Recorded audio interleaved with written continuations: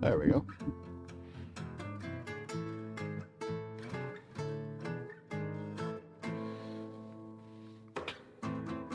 Okay. Let's see here. Sorry, I forgot to do a few things here in the setup. Whoa, that microphone's way too close to me. All right, let's make that a little better adjusted. Okay. So, yeah. Hello, everybody.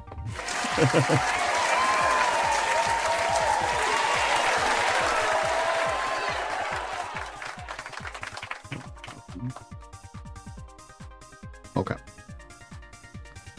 Just making sure we got everything good here. We're gonna recalibrate a little bit. All right. So, hi everybody. Welcome to the stream. Is that too loud? I never know. Can't tell. Turn down a little bit though, so I can hear myself at least. All right. Hello everybody. Sorry about the stream being a little bit later again than normal. This particular time, my model for some reason has been bugging out. It started yesterday. I'm sure some of you noticed that I was having some issues, and yeah, for some reason, it's like the model wants to like herk and jerk the head around, and for some reason VTube Studio is not cooperating with me. And I think it's because I've been doing like all these recalibrations, because I'm looking like right now I'm looking at my streaming PC, and then this is me looking at my desktop PC, my gaming PC. You can see there's like a really wide range here in head movement. And unfortunately I've been trying to calibrate it so that I'm like relatively staring at the screen looking at both. Otherwise I like I'm doing this and just kind of staring way over here, which I mean, I guess if I put like the chat box there, maybe that would work. I don't know. It's like I'm looking at something, right? But yeah, because you know, this way I'm looking directly at the stream and I can see the chat and all that. If I'm looking at this, it's all in the corner of my eye instead.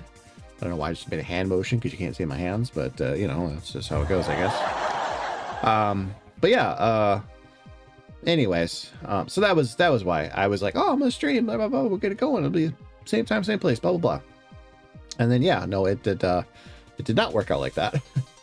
Specifically because yeah, I was having those last minute technical issues that every VTuber has. So anyways, we seem to have mostly gotten them ironed out. I did run Steam yesterday on my streaming PC to update the software, and it does seem like there was some updates, so hopefully that fixed some of the freezing issues I was having. But who knows? OBS also did an update, which specifically mentioned game capture freezing, which is what we've been having a weird issue with this last couple of weeks. So hopefully we won't have any of those anymore, because I don't really know what's causing it, to be honest.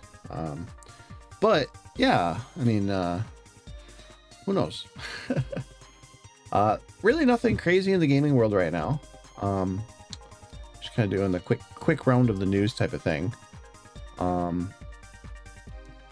Let's see here. Oh, another publisher going under. Thick as thieves this time. Or developer, sorry. Oh, the Final Fantasy European Fan Festival is going on right now. Curious to see what announcements will come out of that. A new Phantom Blade Zero Wii game trailer captured on PS5. We'll watch that at some point, I'm sure. Phantom Blade Zero looks cool, but I just don't know enough about it. And I know that Sony's going to be doing a big like blowout for it, so I'm just waiting for that. A God of War game starring Kratos is in the works. No way. Next thing you know, they'll make a Mario Brothers game and Mario will be in it. That's crazy. Of course they're bringing back Kratos. Like, what? Why is it even a news headline? Like, yes, they're working on a new God of War game. I suppose because people are like, well, you've been doing all of these non-Kratos type stories, but I don't think that's the case. Let's see here. Oh, an extended teaser trailer for the new Evercold expansion for Final Fantasy Online. Nintendo/Monolith Soft may have acquired Xenosaga. I mean, if they did, kudos. Good for them. kind of always felt a little weird, you know, considering that monolith basic. Oh my god, I cannot talk. Anyways, yeah, so enough of that crap. Yeah, it does seem like it would be a good home for Monolith, considering that they kind of they've been basically a lot of the same people who made Xenogears way back in the day, and then making Xenosaga and now Xenoblade. It seems kind of appropriate that a lot of that's just going to be under one umbrella. You know, you'd think.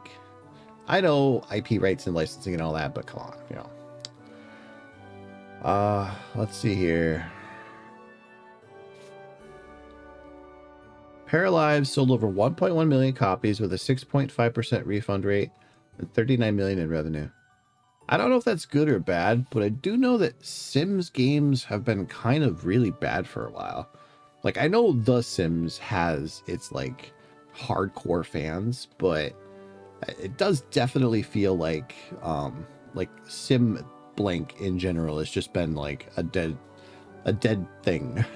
I remember like you used to have Sim Earth, Sim Ants, like, you know, Sim Bathroom, like, I mean, like, and there's Sim games, don't get me wrong, it's like, you know, car shop simulator and stuff like that. We have plenty of those. They're not all very good, but they are fun, janky games to play. But like, I'm talking like, you know, the old school like Sim games, like Sim City, you know, just hasn't really been a thing. I mean, to this day, one of the best Sim games is Sim City for the Super Nintendo. You know, it's very rudimentary, but it's fun to play. Yeah, so I don't know. It's weird. It's weird. So, Star Fox versus Panzer Dragoon. Which series had the better rail shooter games? Don't do that to people. Like, don't ever ask me that question. I will just tell you right now. Star Fox versus Panzer Dragoon, both of them have their problems, and both of them are genuinely good games. Like franchises. Like, a world with Star Fox and Panzer Dragoon getting new games is a good world. It sucks that we get these remakes, but you know, like, and the remake of Panzer Dragoon 2 honestly kind of sucks, from what I've seen. Like, it's actually worse than the Panzer Dragoon 1 remake, which at least is decent. It doesn't capture the original Sega Saturn like magic, but like, it's fine. I played it. It's okay. I don't hate it. But yeah, it definitely feels like both franchises have had a lot of lows, and I mean, like, it's some incredible highs. Like, one of the best JRPGs ever made, and I will stand on this hill. One of the best JRPGs ever made is Panzer Dragoon Saga. It is a fantastic game. And I understand that, like, yeah, it's on a Sega Saturn and it's like 30 years old now or whatever, right? It came out in like 1998 or something. You know, but like, it not only does it represent the pinnacle of what the Sega Saturn was capable of for the time, but it is a cinematic, like, amazing game, which does a lot of really interesting things with JRPGs, including being able to walk like around a town.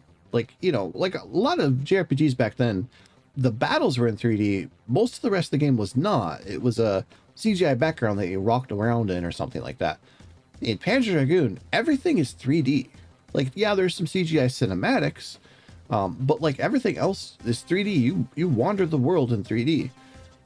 It's still set through like the lens of a Panzer Dragoon game, but like there are sections where you're walking around on foot in towns and villages, and it's got, you know, you go up steps and stuff. It's very like, you know, it's the entire game feels very much like set in the world that the concept art paints the picture of.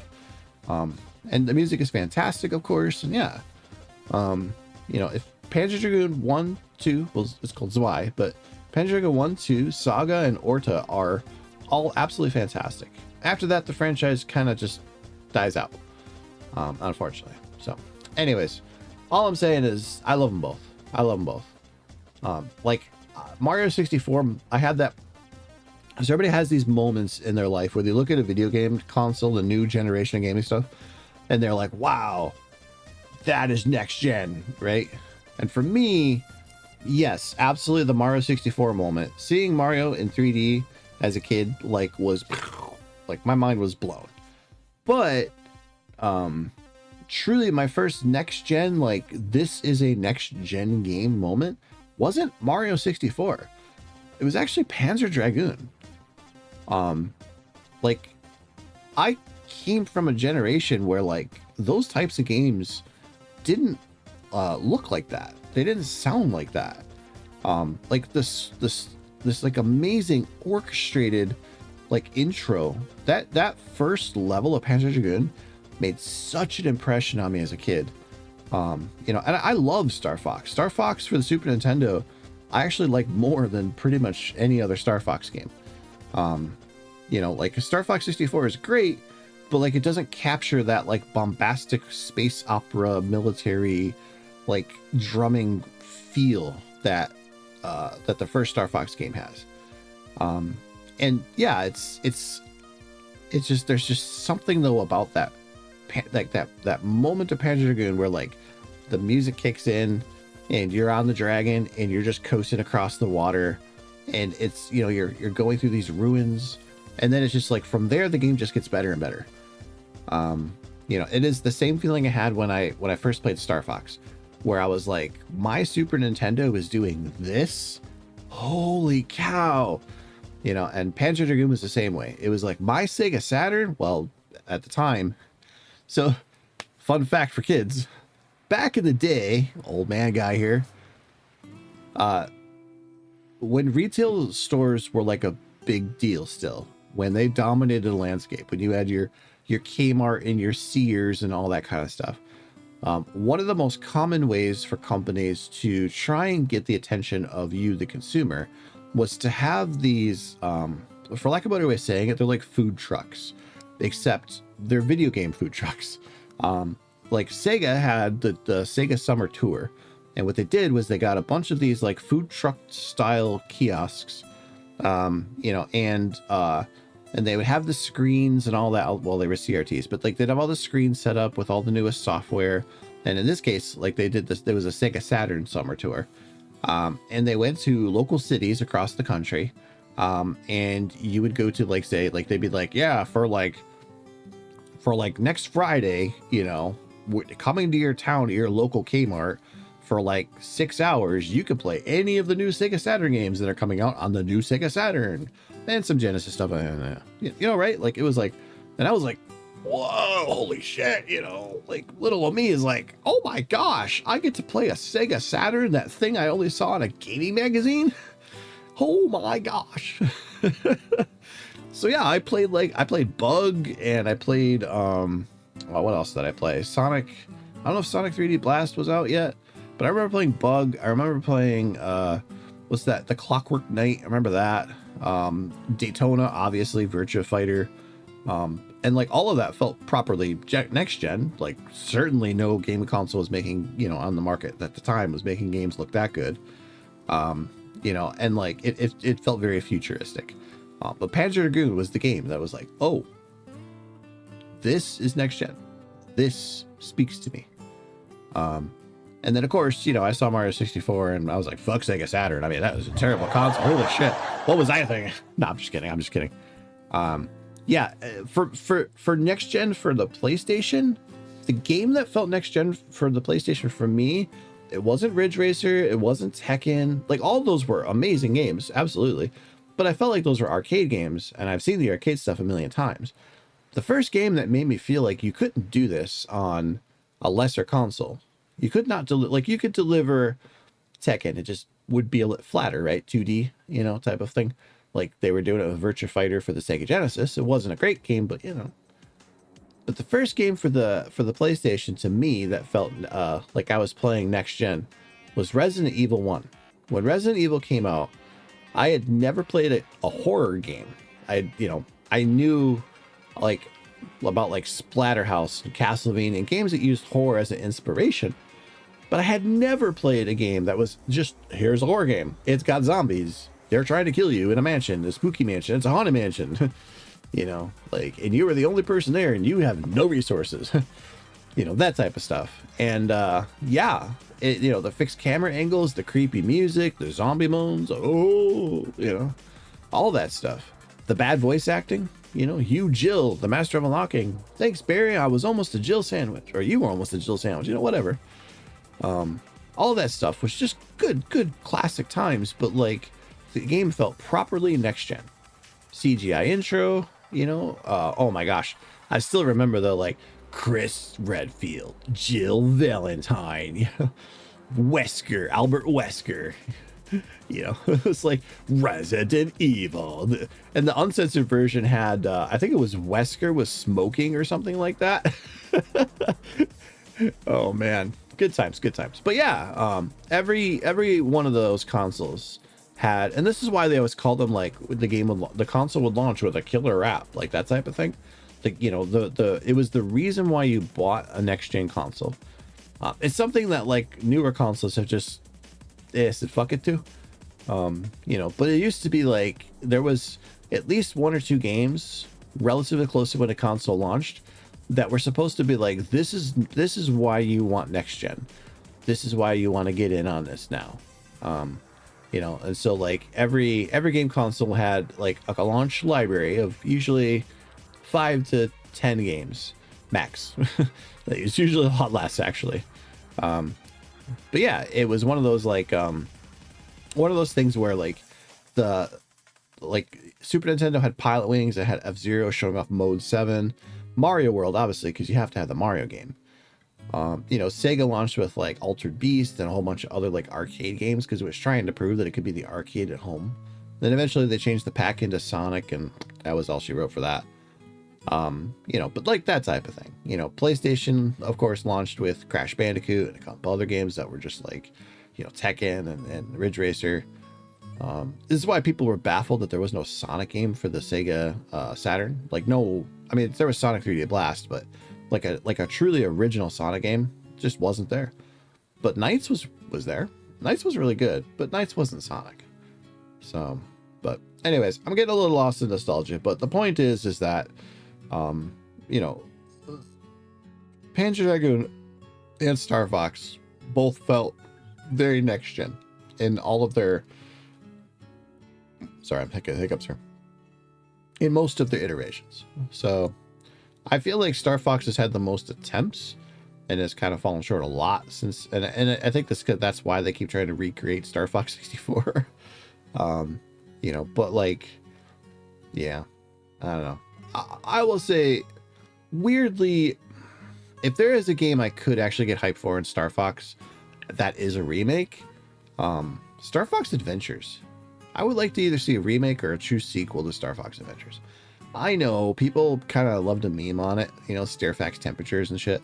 The John Tron stuff, you know, really kind of, you know, turned it into a big meme. But like, you know, the game was kind of cool. It was basically just a Zelda game, but with Star Fox, you know, Fox McCloud, right? Krazoa Palace. I remember that. I love how like they talk like, you know, Jiwa Hua Krazoa Palace, Jabahu the general scales. It was like just this random gibberish that was supposed to be like a tribal language, and then like perfect English for like a word.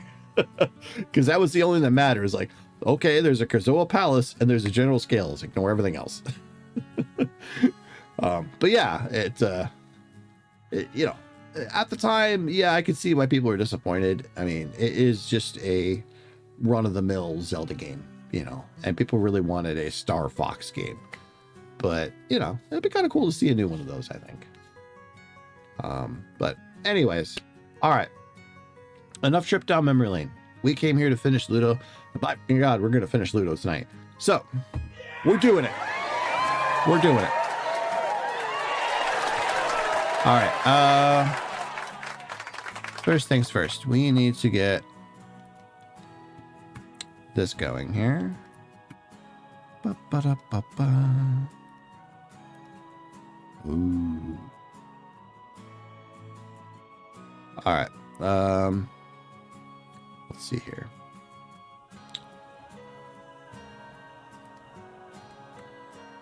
I'll shrink myself down here a little bit. Today we're going to make myself a little bit smaller. And still gonna have the controller up though.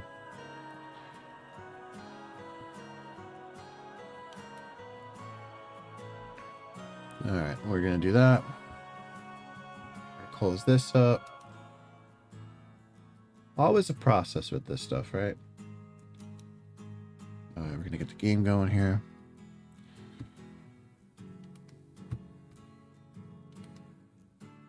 Speaking of Final Fantasy.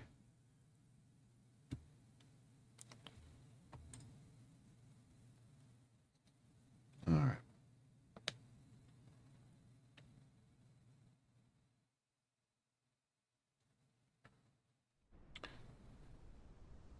All right, it does seem to be working. That's good. Ugh.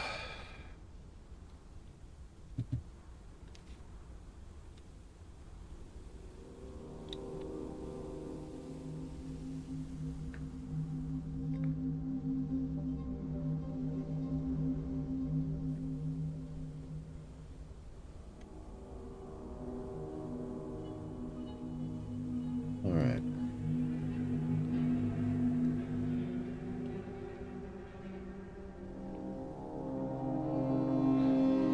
All right, we got two more spooky guys to turn from black to white, I guess, and then other than that, looks like we got just a few more chapters, so we should be able to knock this out today. I'm thinking probably, I don't know, depends. Since this is a bit of a late start, but we're gonna get this done for sure. So let's resume. Now I think we should be starting right at chapter 5.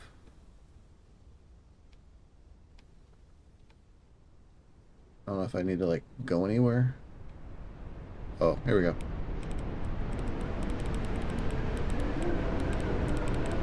So this is this guy, and then I think it's gonna dump us right into chapter 5, if I remember correctly.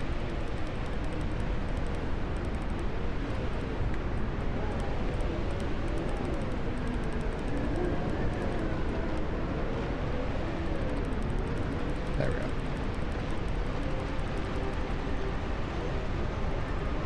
Gotta like tap the shoulder button repeatedly.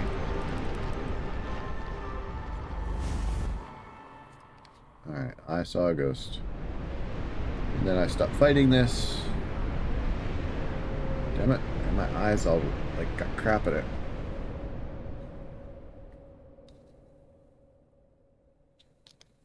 Alright, so this should be chapter 5 now.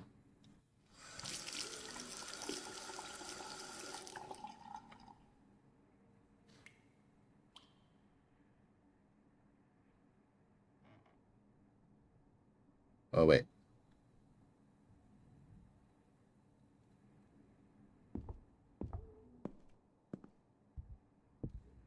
We got the coin.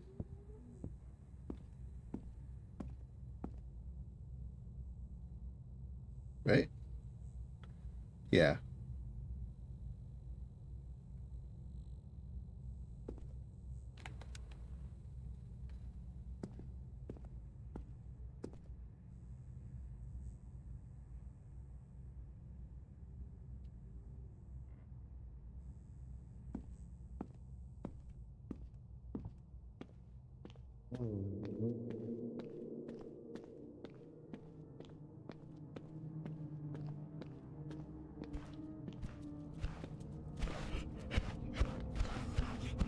Oh yeah, I forgot this guy. You shouldn't have seen that. I'm sorry, Samuel.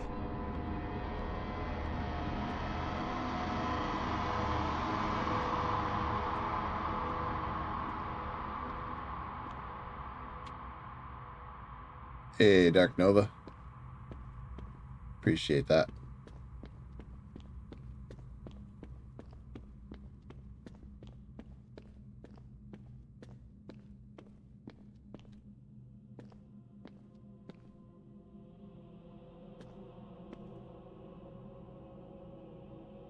That's a lot of ghosties.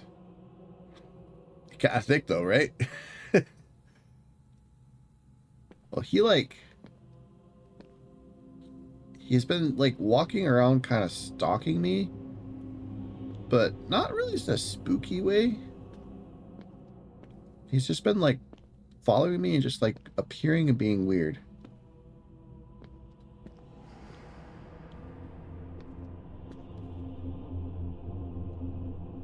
Let's see here.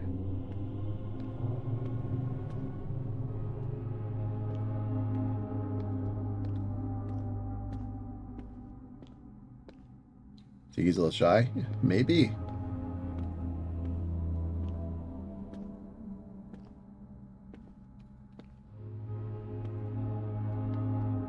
Oh, this area is definitely weird.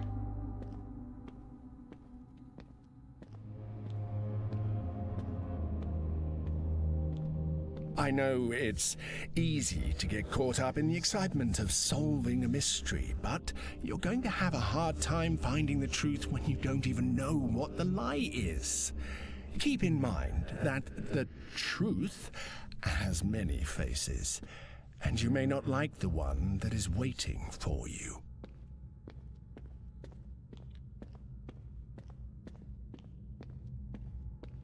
Makes me so nervous.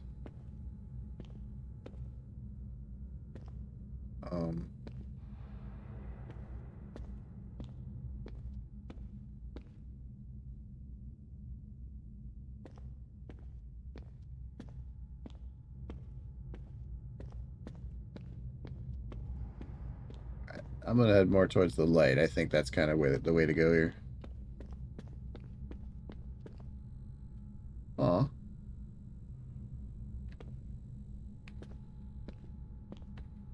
Hey, what's this?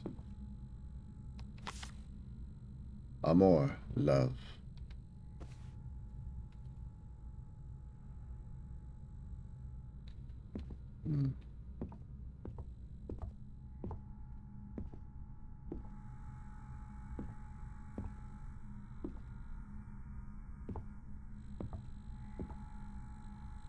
You are allowed to be sad, so sorry. Okay.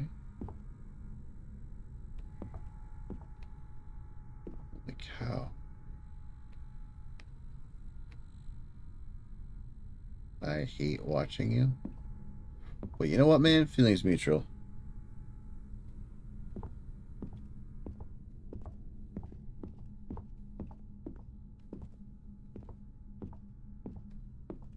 Well, this is the same stuff. Oh gosh, this is messing with my brain.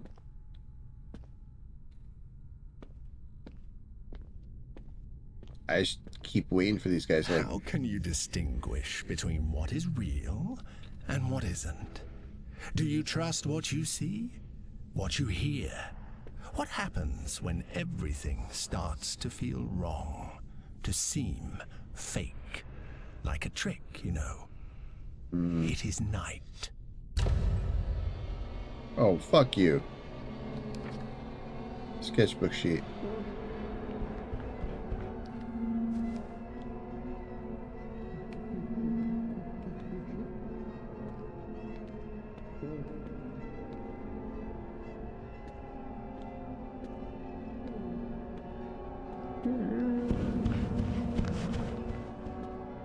Fucking stop that.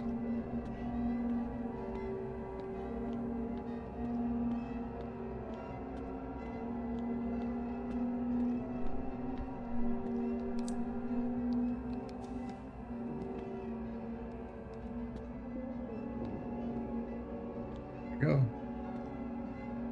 Everything will be fine. Will it though?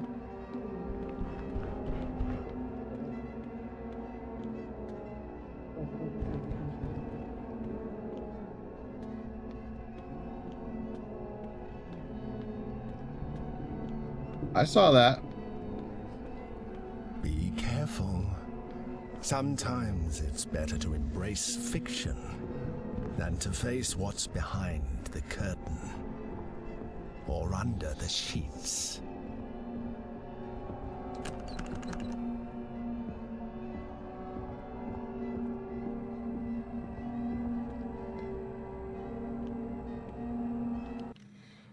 Okay, I gotta stop.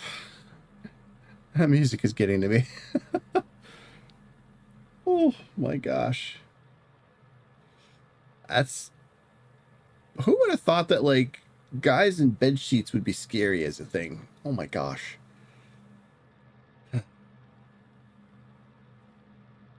This is probably one of the scariest moments in the game so far, for sure.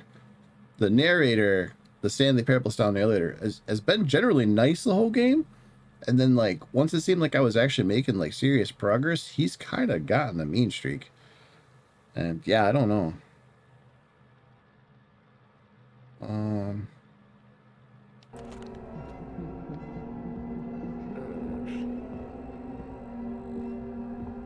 crap, I gotta go back this way, don't I?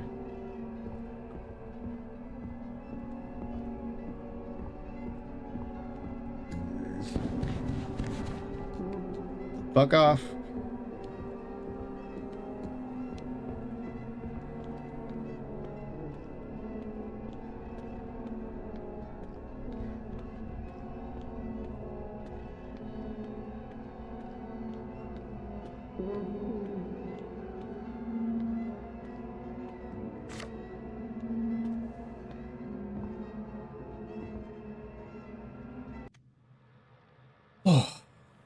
Oh my gosh, this is tense.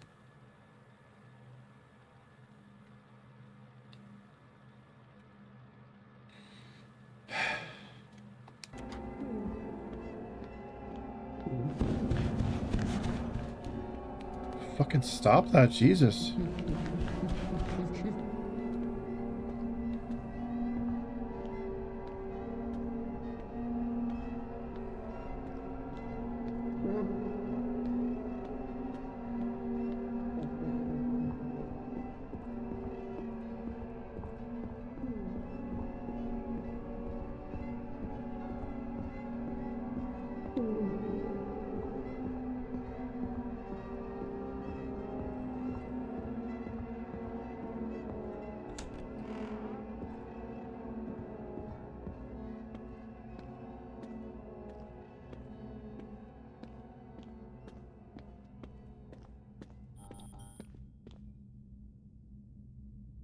Oh.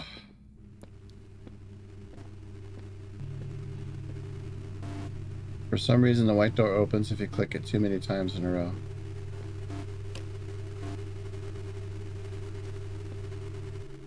Okay.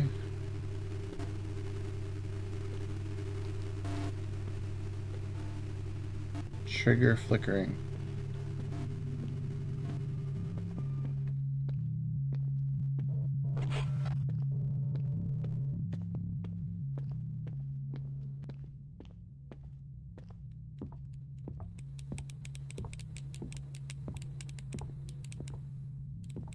Wait.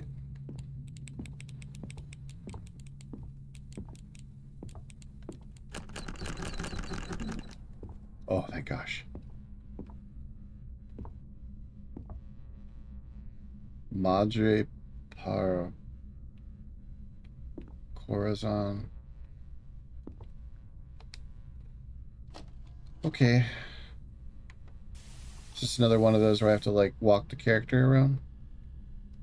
Yep. What the fuck is that?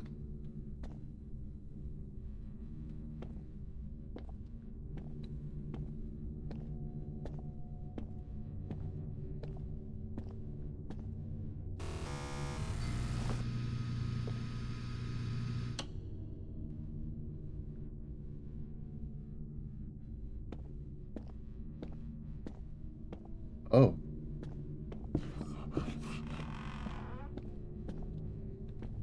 God, that's unnerving.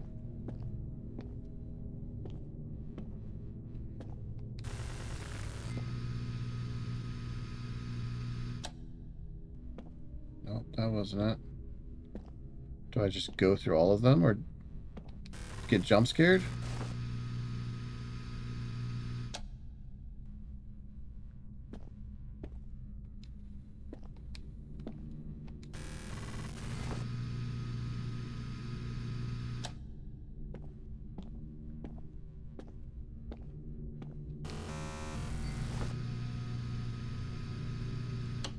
It's like a really weird version of Wheel of Fortune.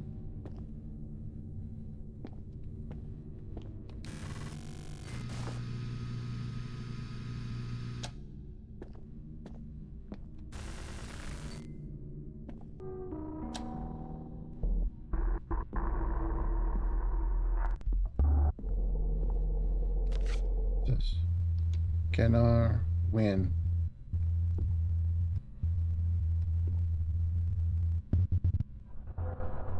Oh, what?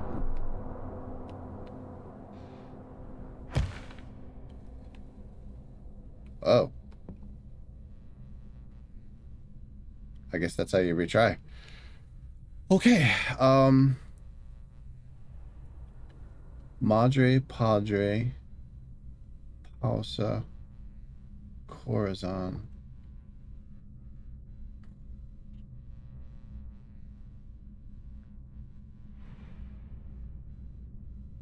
I'm guessing these have to be like Spanish words then? Pared, Aren.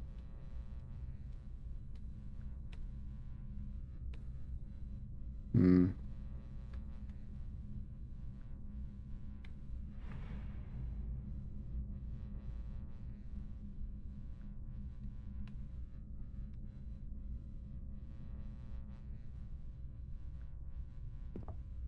Okay.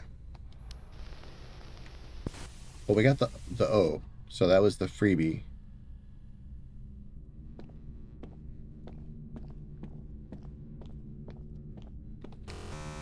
Samuel learned Spanish with games like this. It is fascinating how easily you transform macabre acts into simple children's games. Okay, so we know a lot of these aren't right. Could try E.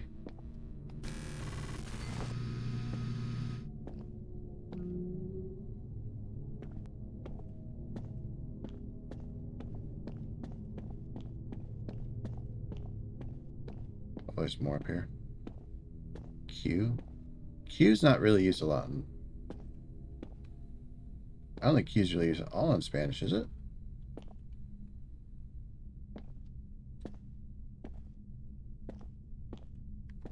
M was used a lot. Oh, fuck that. Why are you there? Now I can't see the letters. His leg's in the way. I mean, you know, his leg's in the way.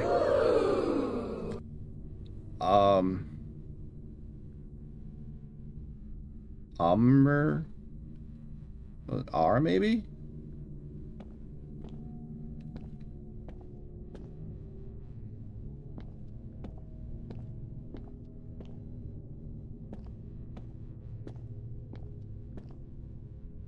I don't know.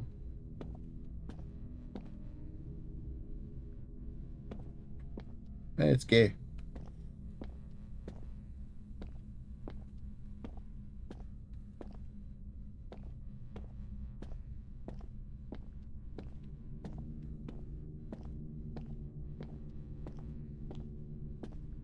Do I have to go like another way? What's this over here?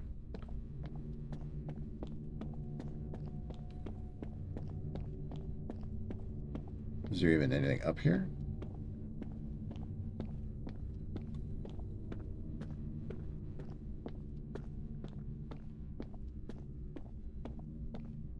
Okay, I feel like I'm getting really far away from, like, the ghosts. Wait. Something's up there. Um...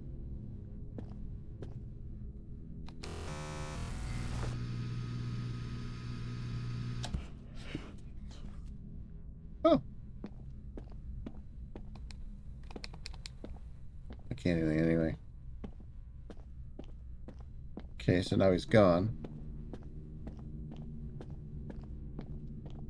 Homer? It's got to be an R.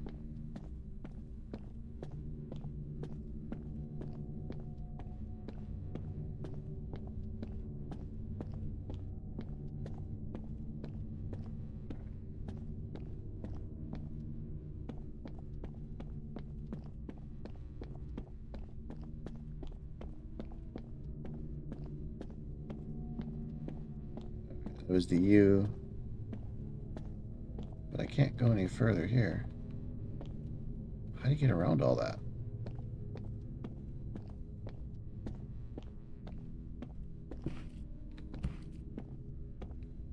Stop that.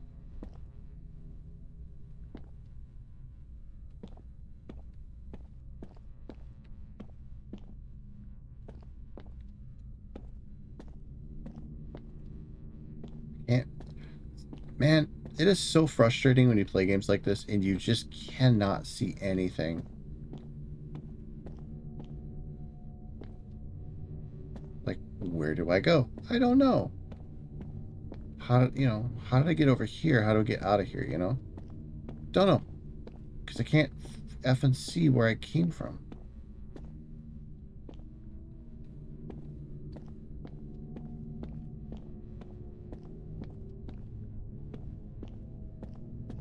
Like, I can't go anywhere.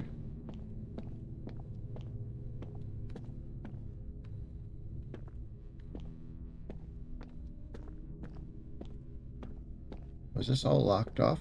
I can't... Grr. Maybe go this way. Okay, I can go back down. So maybe if I go this way?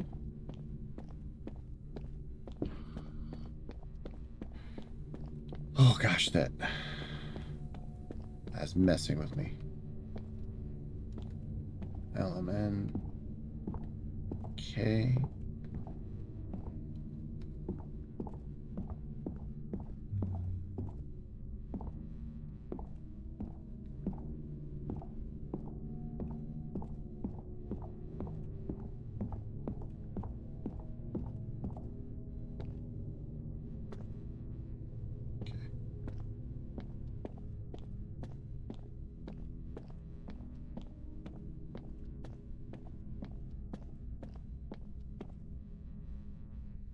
Oh, wait. Oh, that's B.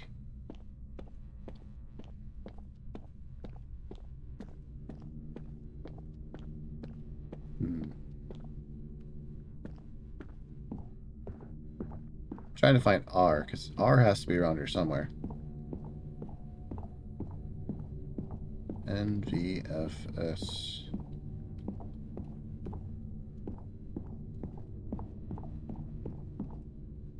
There's L.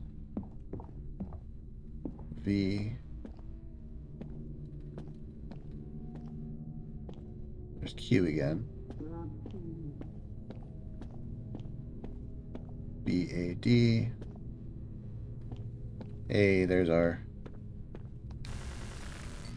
Alright, what do we got? Romer?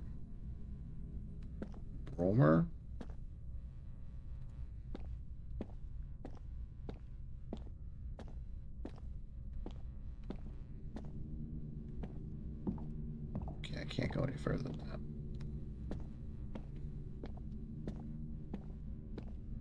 Romer?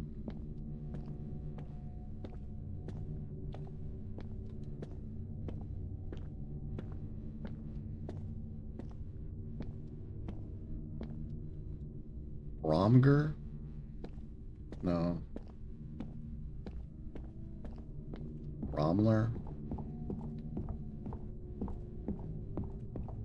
That doesn't seem like it would work. Ronver? Ronfer? Romner?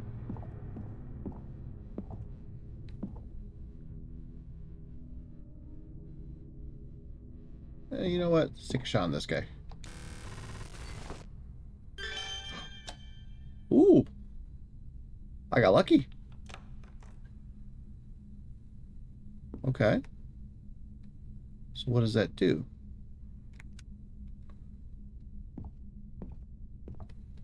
Can I go through here or something? Or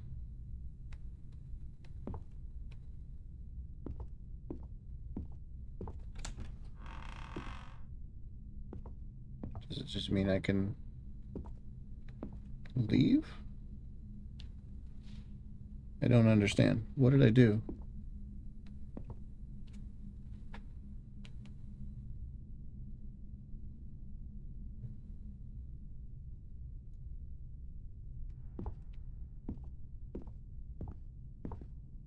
Well.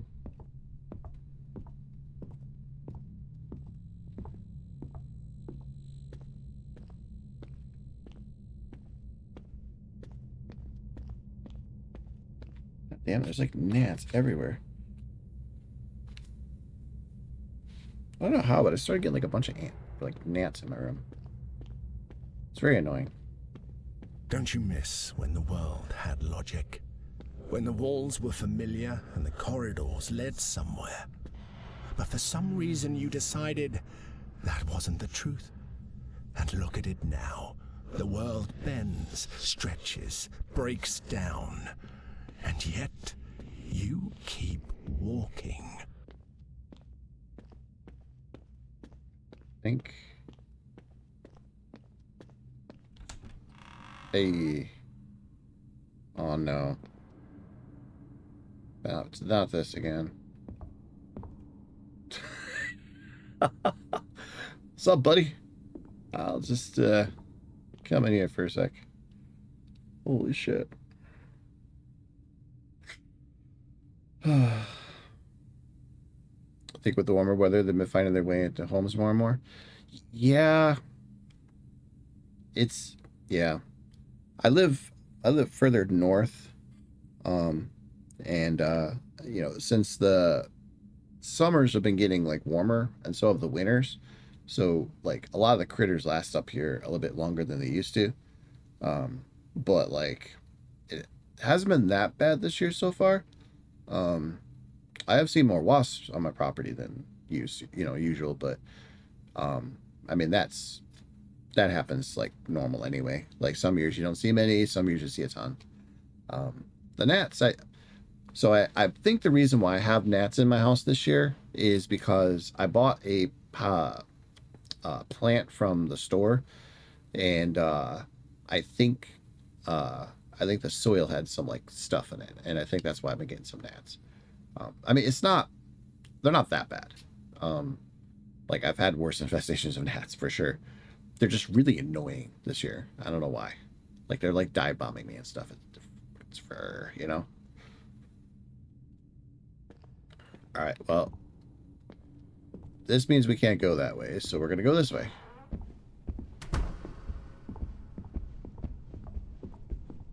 Yeah, I'm just going to keep going. I can hear him right behind me. Yep. I'm just going to keep on. Just going to keep on. I don't even want to turn around and look.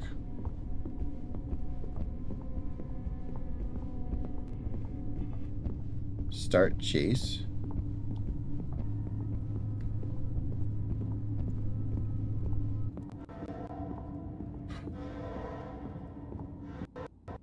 Actions have consequences, and yours do nothing but tear everything apart. Don't think I haven't noticed. Low level. What the? Interesting. What? 22, a mouthful of sand can't scream? Yeah, jamming. Wait, what?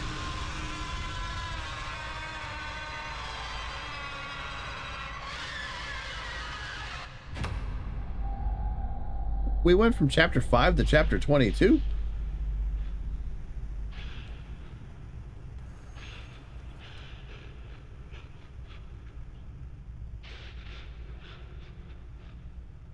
Well, there's a coin.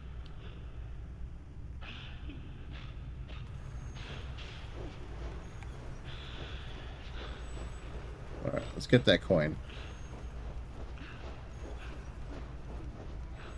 I don't know why we collect these coins. They just pop up at the end of levels. Or beginning of levels. You know, that kind of thing.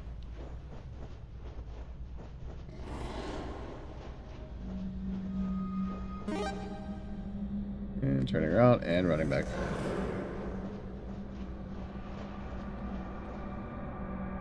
Wait.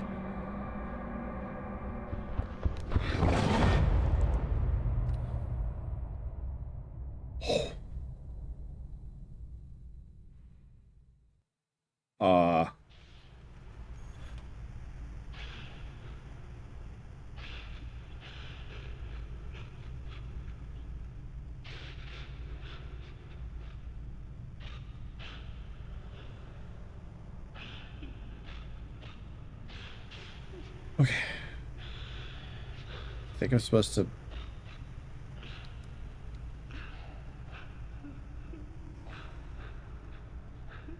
I'm like listening.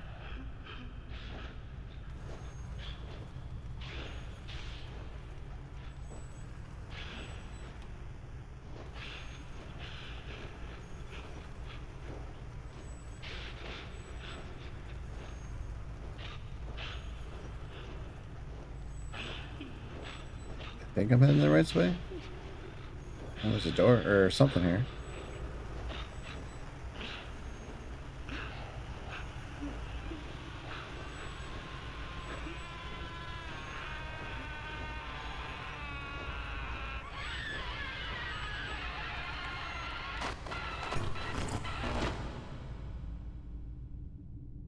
Okay.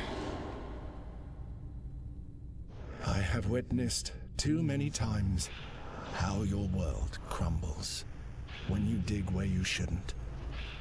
And it is sad when you think you can climb the rubble. Because the truth is that most of you end up screaming under it.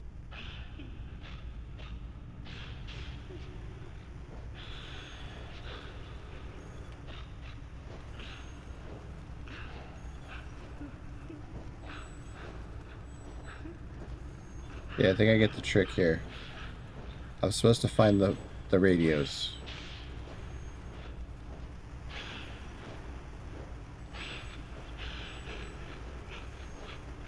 Wherever that sound leads.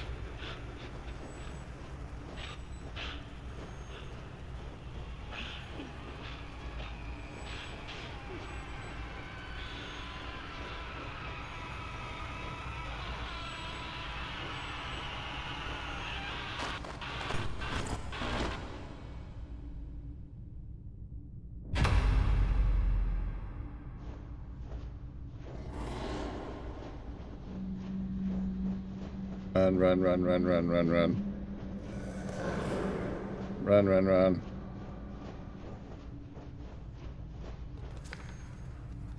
Aw. It's a puppy dog. Puppy dog You owe bun. too much to your pets.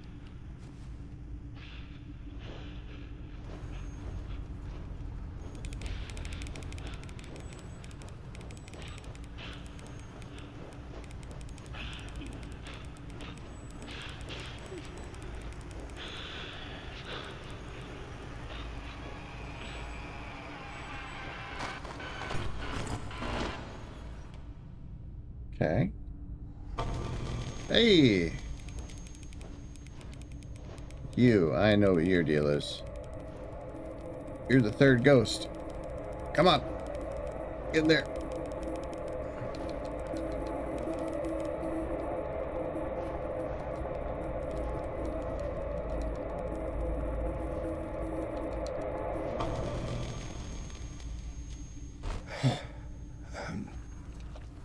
The third one was,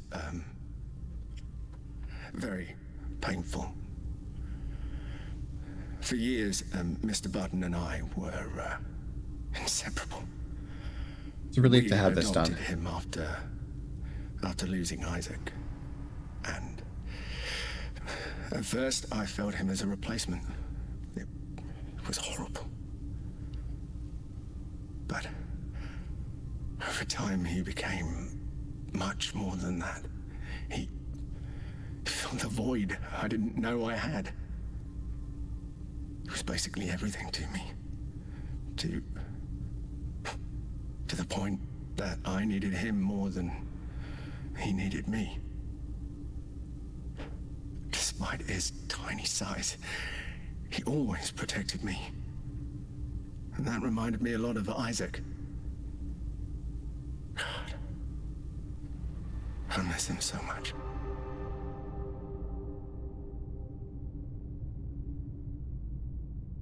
Moment I thought he would say anything. Okay.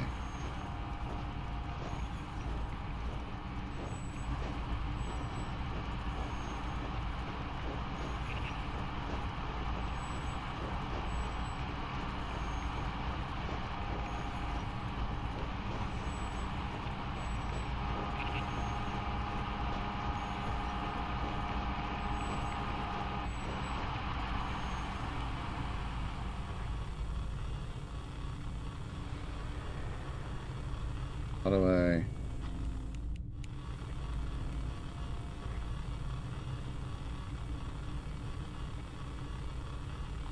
Oh, here we go.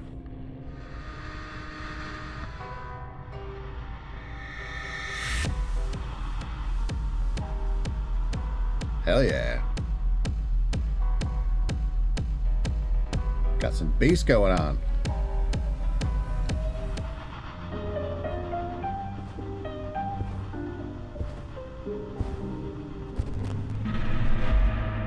Ah.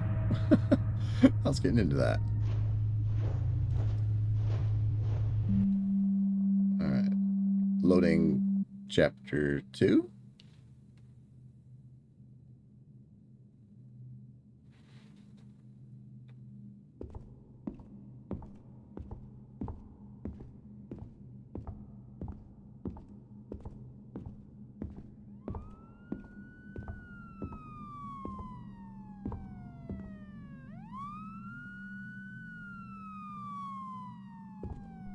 What?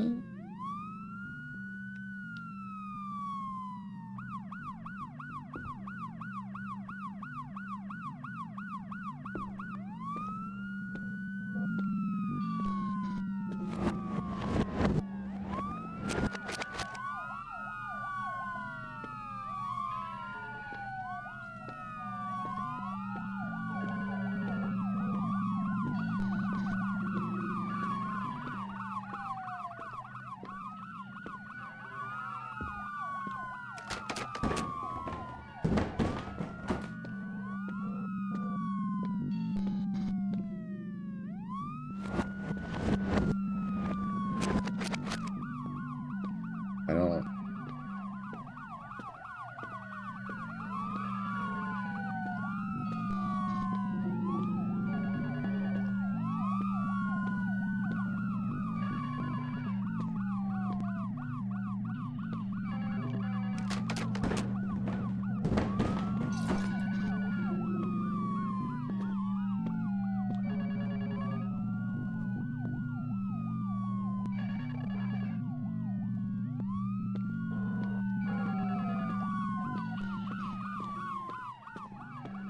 Can you...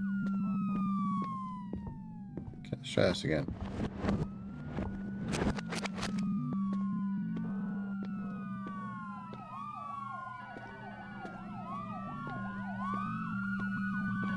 Maybe I can avoid that? Oh. Out of bounds. Okay.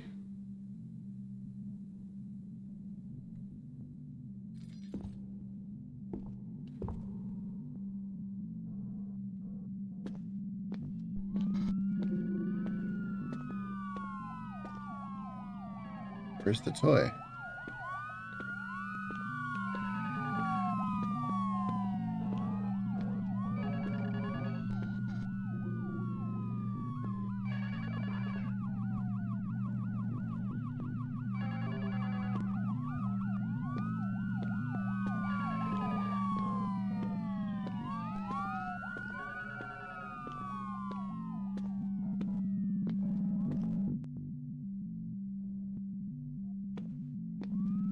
Doesn't seem to do anything.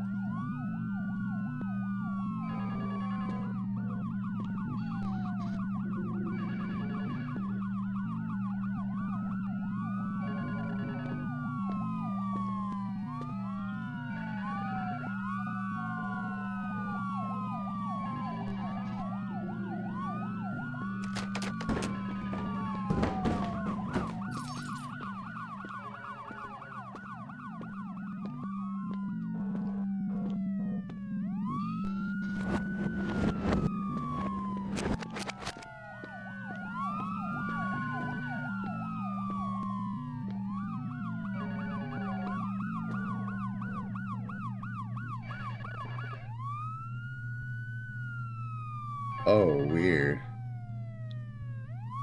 How does that even work?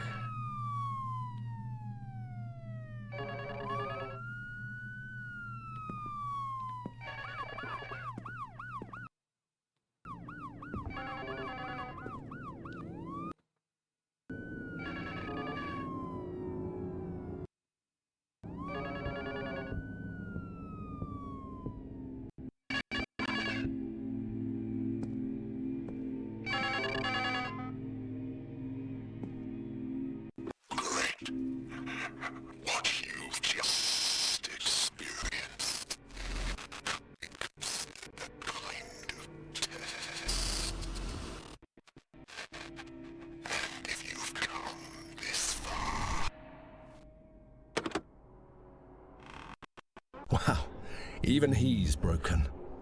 You shouldn't have listened to him.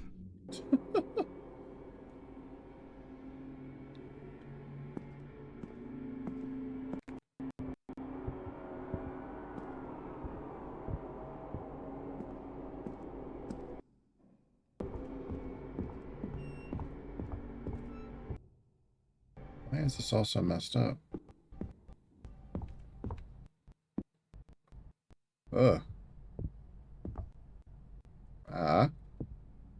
What a mess. But look at you, in a very human attempt to go back, thinking that all your problems will be solved. I can't blame you for wanting to go back to the house, to the routine where everything was simpler, where you were safe.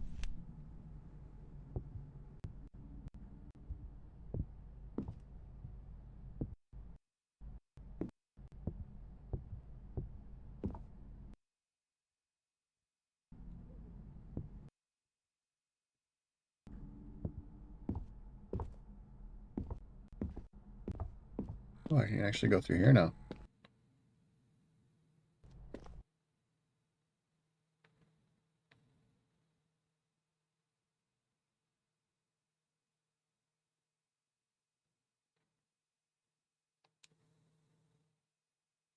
For some reason, the sound has stopped. I don't know if that's intentional or not, though. Where is my VTuber model?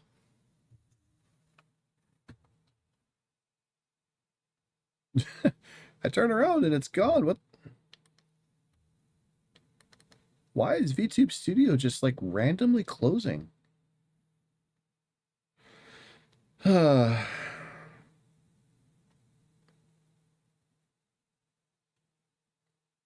there's no reason for it to stop working. It was working just fine.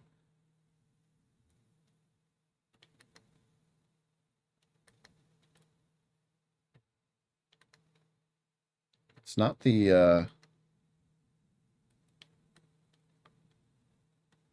it's not the computer. The computer can handle all this.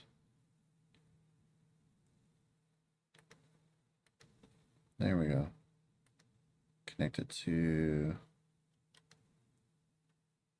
All right, are we awake? Hey, we're awake. Yeah, I don't know what's going on with that. That is so weird. All right.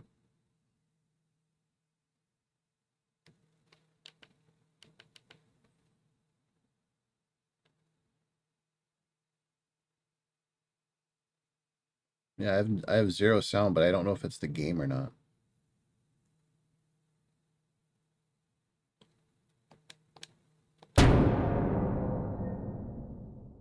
Nope. You can keep banging on the door all you want. No one is going to open it from the other side.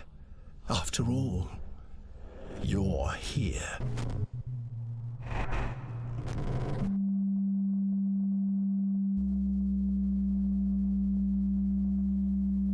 Okay.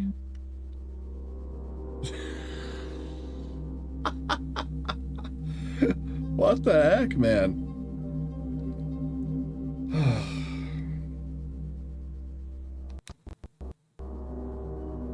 Oh, that's...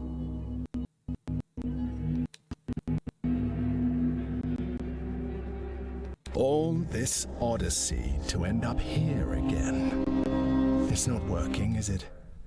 I don't know what you expected by breaking everything.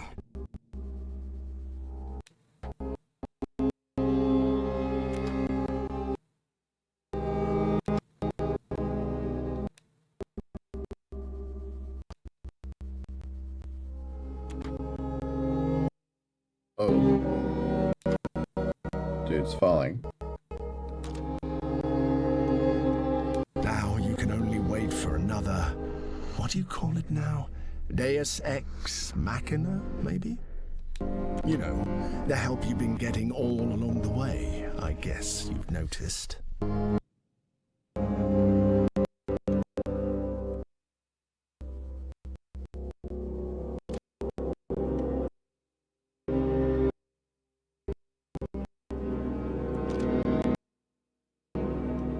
You gonna let me in? I'm just gonna keep trying this till it works. Whoa, okay, there's... What is... Exactly. Is that a ghost?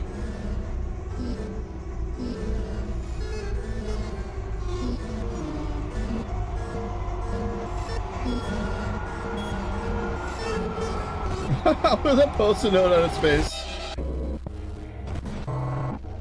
What the heck is going... Catch it.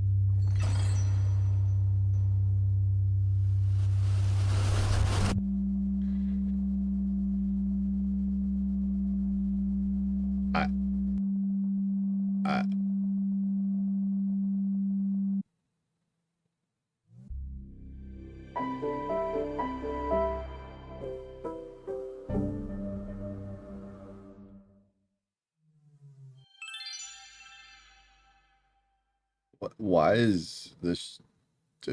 What? I am so confused right now. Won't lie. Oh, now we're, oh, with 3 tokens.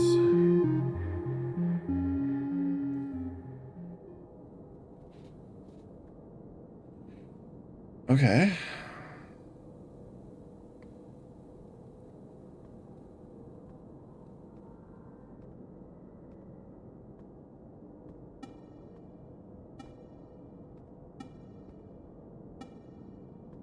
It's just this Pac-Man, isn't it?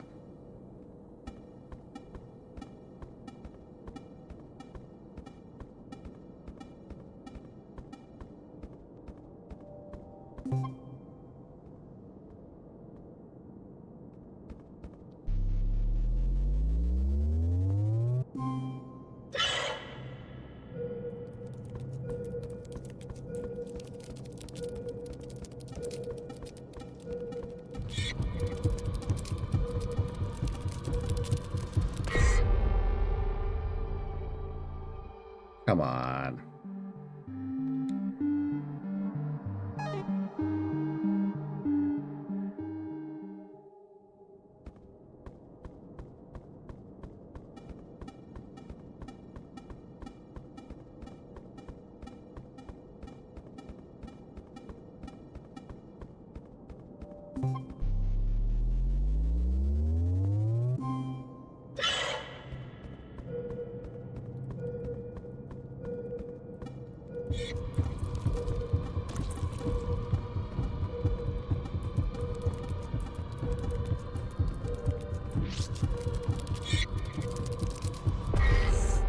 Yeah, there's... How would you even win this? I'm sure it's winnable. There's got to be a way to win it. You probably get some kind of trophy or achievement or something for it, but...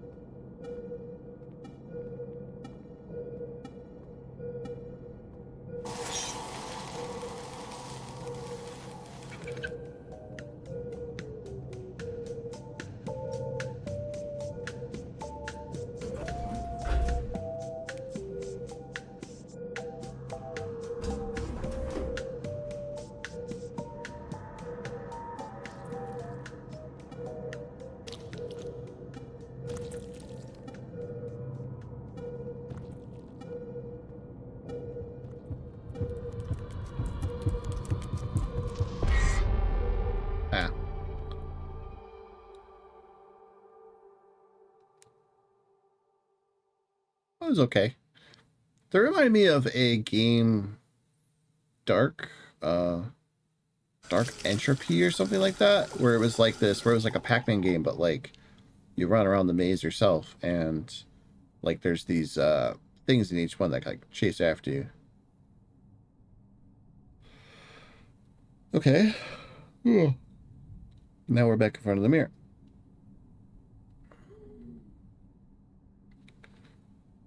All right.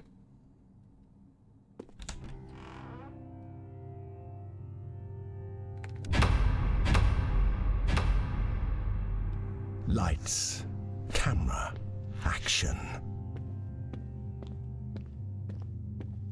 I didn't expect to see the insides of Samuel's world. This place definitely doesn't seem to be comfortable with your presence.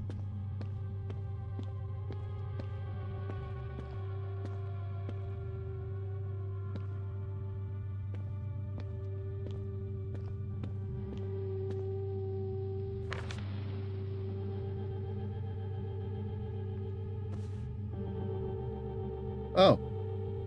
No, we will not be adding any rewards for watching the whole film. That's awesome. That's awesome.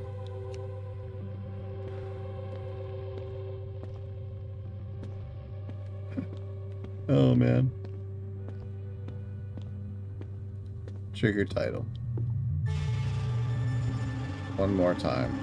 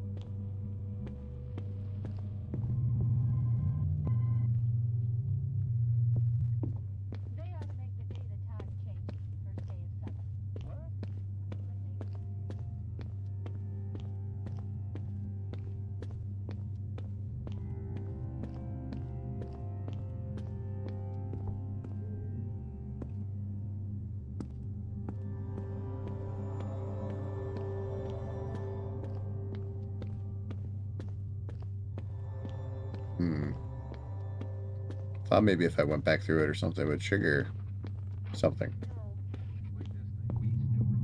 But it didn't.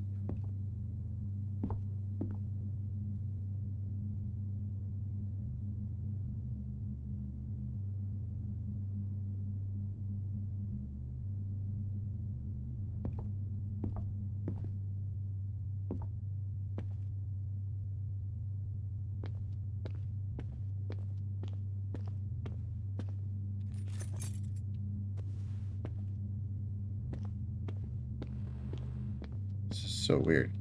So there was never anything in that room.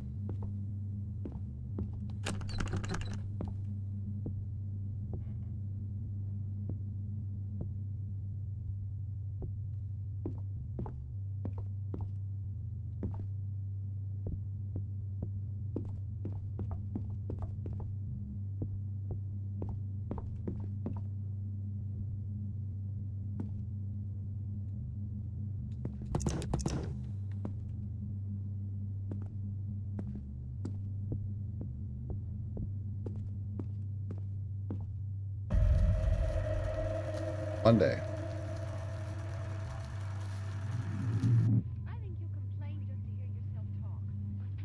Routine was not a prison. It was a refuge. Monotony was a shield against the horrors locked inside Samuel. But you insisted on breaking it. You insisted on seeing. And now you can't stop seeing.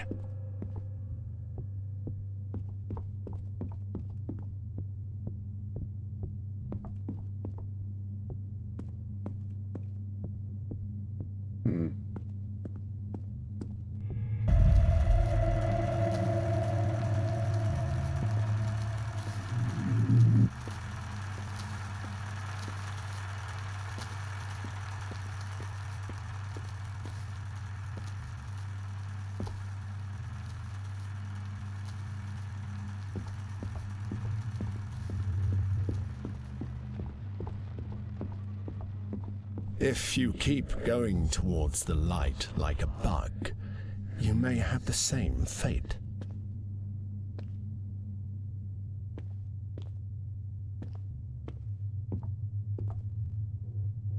Normal with animation. But you seem like an interesting door. Oh.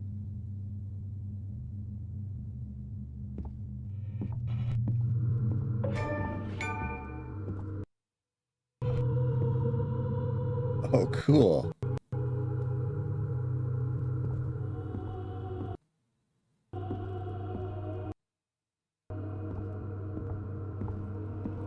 The choice.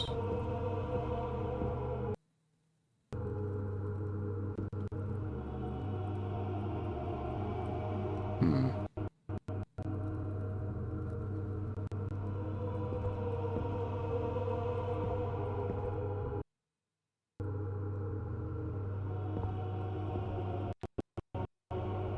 Yeah, here, let me go. There we go.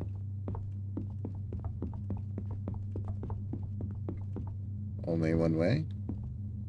Is this a joke? Help, decisions, choices. There was no choice. Choices. Okay.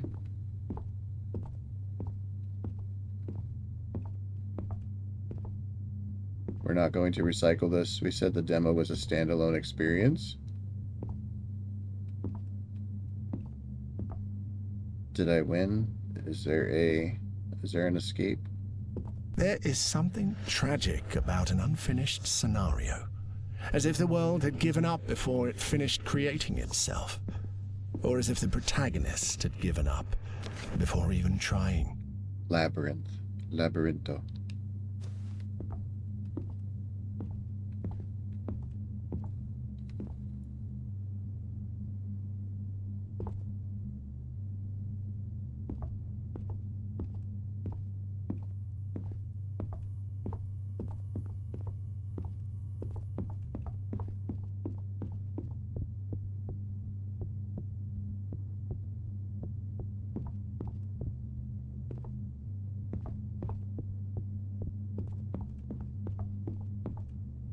What the? Do I go down? Trigger death.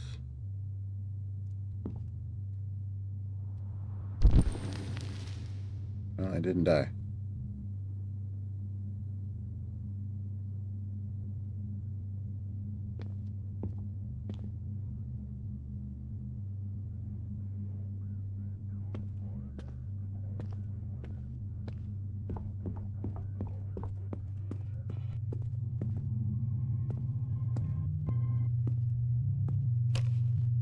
Joel's radio.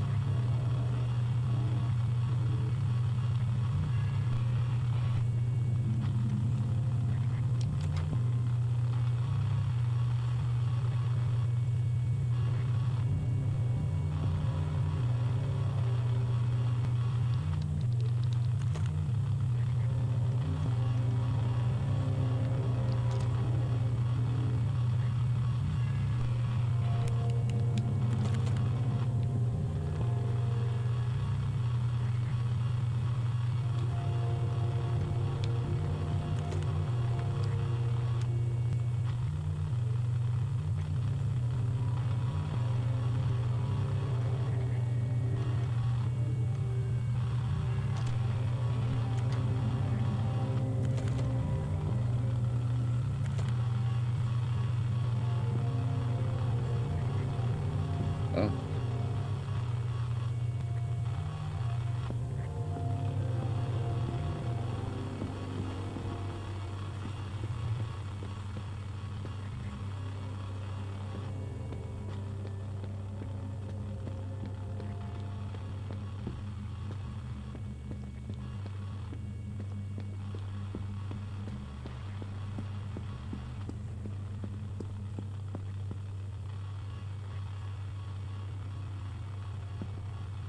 All collisions in the game must be checked.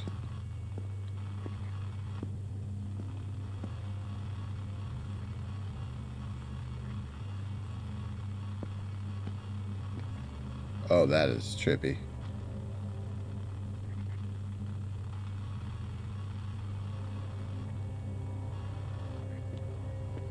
What is it that motivates you to continue? By now, you should know that everything is broken. There is no script anymore. This button is supposed to restart the animations, but what it does is remove everything directly. It seems like I shouldn't push that button then. That seems very literal. Maybe I just go through this door instead.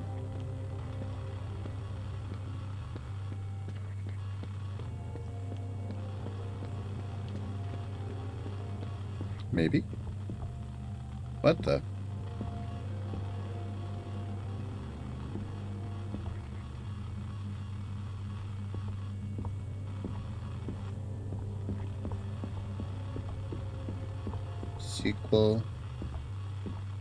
Sequel ideas. There's a hole here. Can I push this?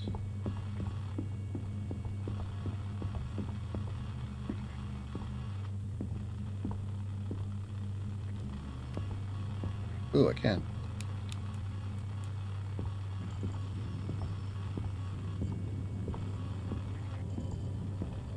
Look at me. I am pushing the moon. I am a god. They call me the moon pusher. Did you guys ever see the movie, what is it, like the Earth Ship or something like that? Basically, it's this Chinese movie about how, like, Earth, is going to be swallowed by the sun. And so they make this plan to, like, turn the Earth into, like, a giant ship and rocket it out of the solar system, and then, like, to another like galaxy or some shit like that. It's wild. It doesn't even, like, the funny thing is most of the movie doesn't even get past the part where they have to escape Jupiter's gravity. So, but, like, for some reason, it's a really good movie. And then the sequel, which is actually a prequel, so it explains how they got to that point, is really good too. And then there was supposed to be a third one, but I don't know if it ever came out. But man, some of those Chinese movies are really good. All right, let's just jump through here.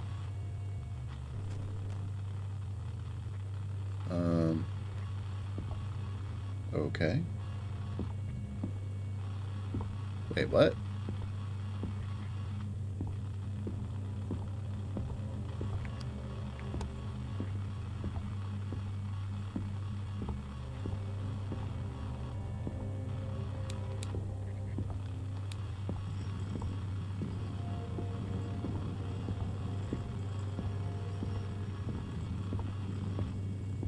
The Wandering Earth. That's what it is.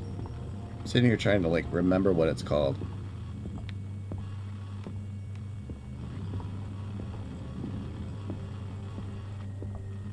Yeah, Wandering Earth was pretty sick.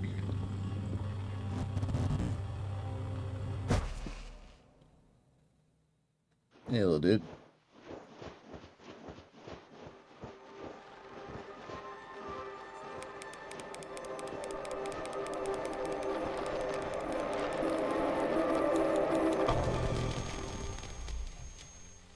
The last time, I keep thinking that maybe it was my fault for not calling the ambulance quicker, for not knowing how to give first aid. And I know I've been told I couldn't have done anything, but that's exactly what scares me. To have been there when he was dying and not doing anything, just watching my father's face struggling as his heart broke. I don't know. For me, everything It's pretty dark since then. I think I need help. But I remain silent. Man, the voice actor who narrates this stuff is really good. Nothing like ruins the mood more than these achievement pop-ups where they're all happy and like dopamine, like yay, ding ding, you know. Let's see here. Sketchbook sheet. Looks like desert or wander.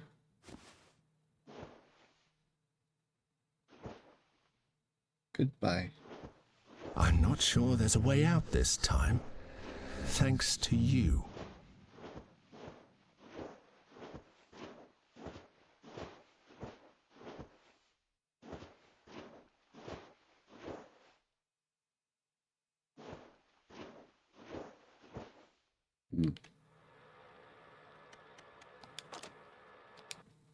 Since it's been playing with me this whole time, may as well just get out of it.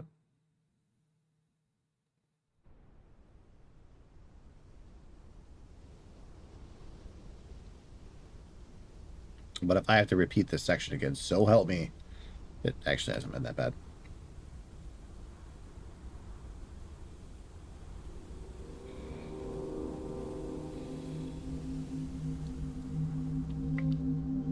Oh. Now they're all white.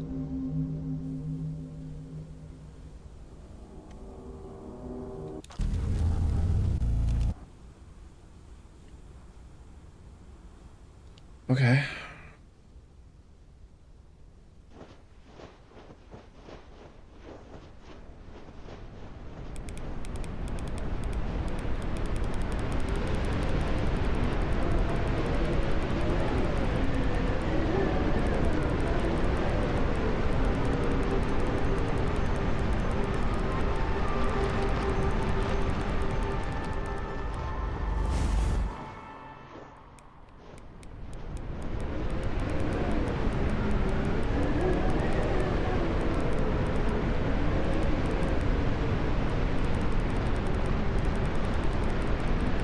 Bum, bum, bum, bum.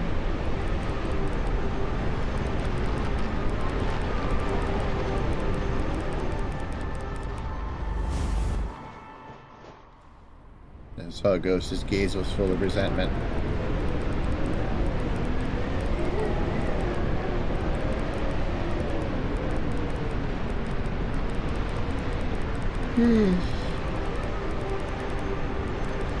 Come on, we can do it.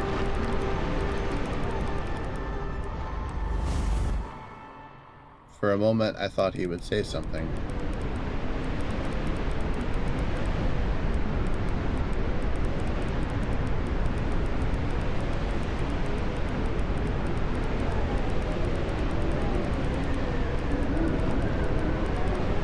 Ba-da-bum-bum-bum.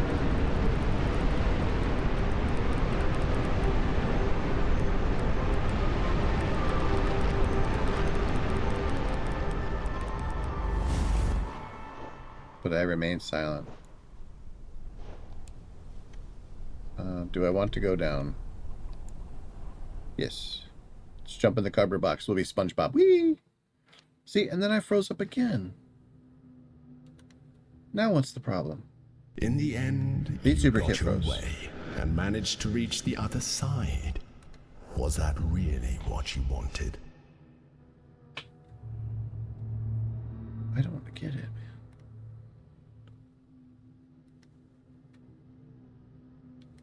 Damn it, narrator guy, you can wait a second. This is important.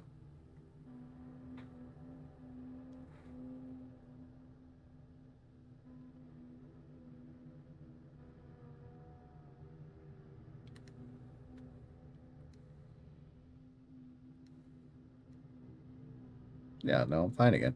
I don't know why they're doing this.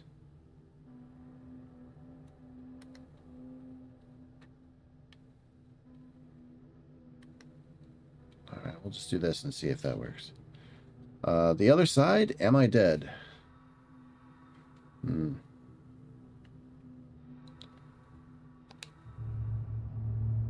Yes, although it may not be what you're imagining. You are behind the darkness, beyond what a human is capable of comprehending. A place born of the spilled black bile of the sorrowful, where those tired of suffering hide. Like Samuel. Oh. Well, why am I here? I find it hard to believe that you don't know. After all you've done to get here and disturb one of my guests.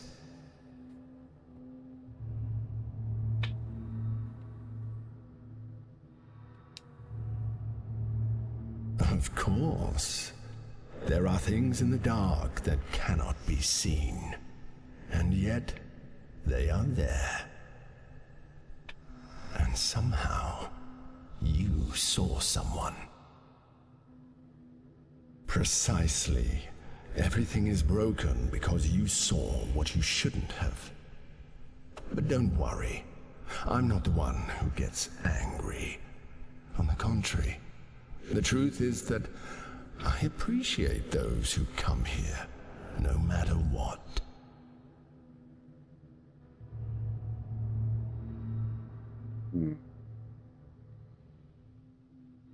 Aren't you the one who gets angry? I mean, you seemed really bothered by what I was doing. Let's just say it's not my thing. Who are you? Again? I am one of the many voices you hear in your head. I can be the narrator, the ghost, the monster, the god. I am whatever you need me to be. So I can be your complete destruction. Or your most precious companion. It's up to you.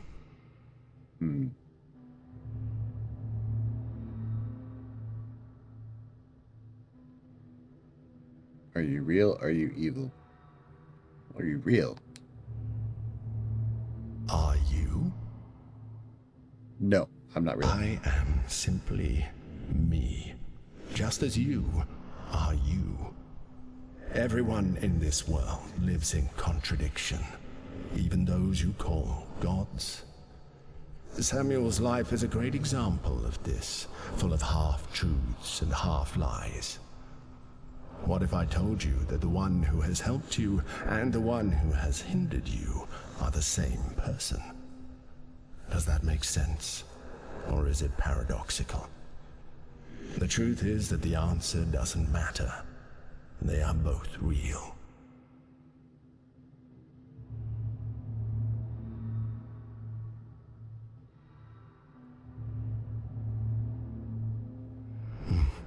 That's interesting. Because that who actually includes a lot of things. It includes you.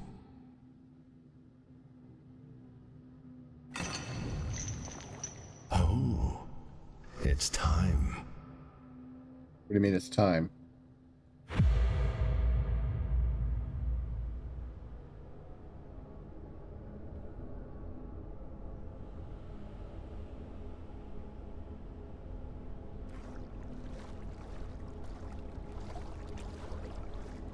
Okay, we're back to the equal sign.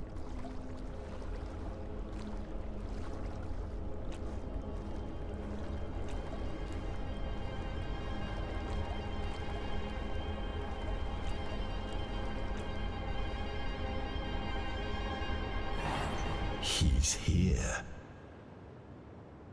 Who is he?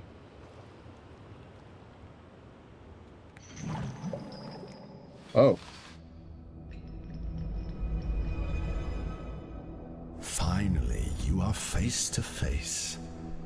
I imagine it must feel strange, almost like a phantom limb.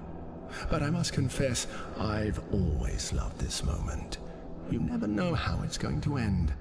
So, go ahead, Samuel. What do you have to say?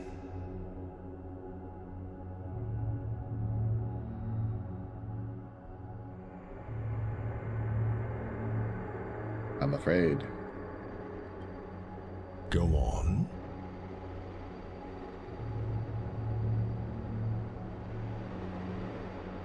I'm afraid it's all my fault.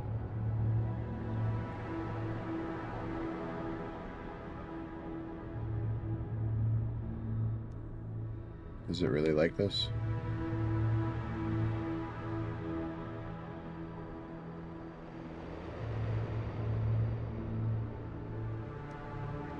How long will it last? I don't think I'm giving him the answers he wants. He's breathing really quiet all of a sudden. My brother died.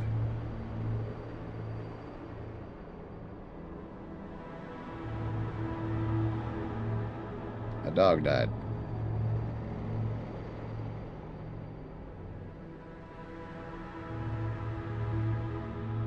My father died.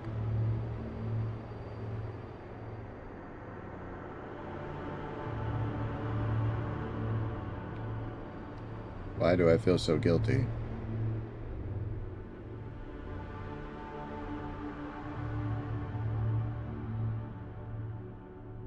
And you will too. What? Stop. You shouldn't say that. I can feel the pain, and therefore understand where these statements are coming from. But I can also feel the doubt in them. So be fair.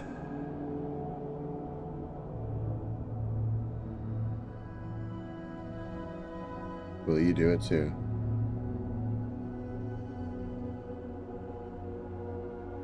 Something as simple as doubting can drastically change the perception of things.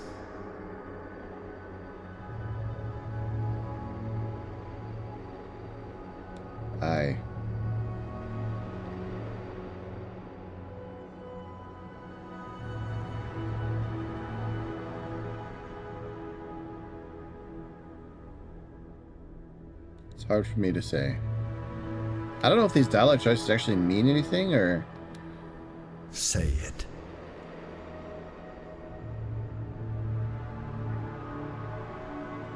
I don't want to feel alone anymore.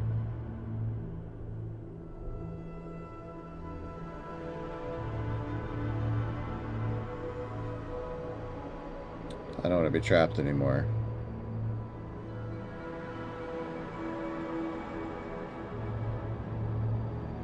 I want to live. I see. I find it very interesting to see someone who manages to get out of this place after facing his fears. But I feel the need to make an observation, Samuel. You were never alone, and you never lost your dreams. That's why you made it this far.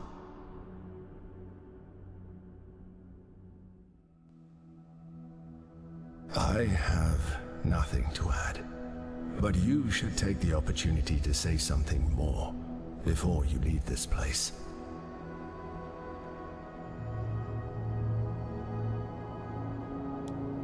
It wasn't your fault.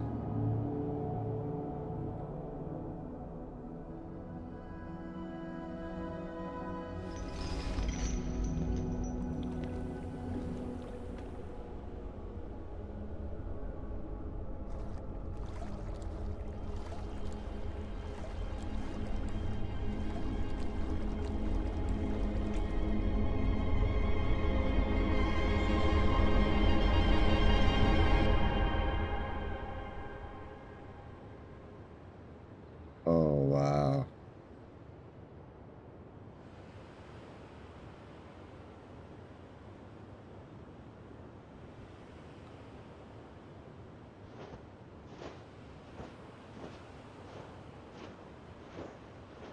This is cool.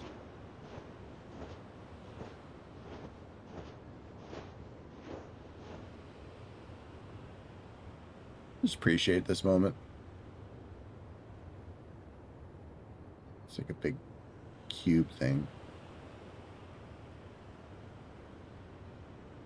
It's very serene.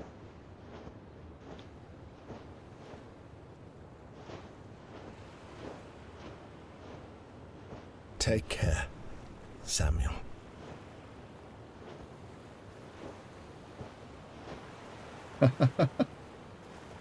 Until next time.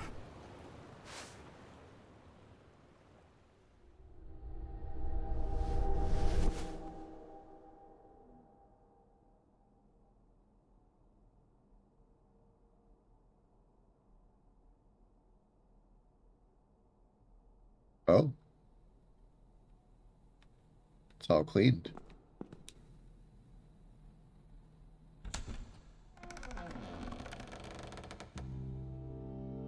Oh. It's all packed.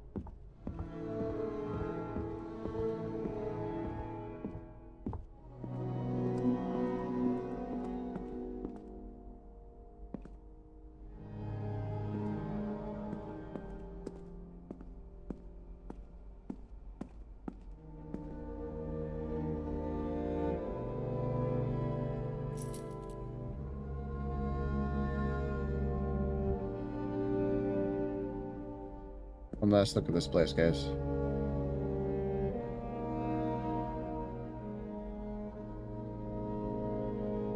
You're creepy, but you are home. Alright. Let's go to the next adventure.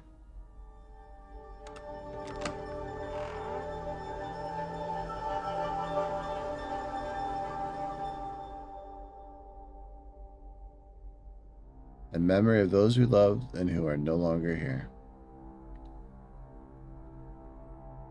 Respect, guys. Luto.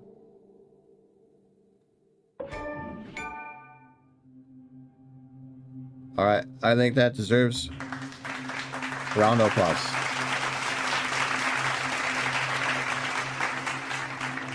Yeah, I said it. Pull the controller back in.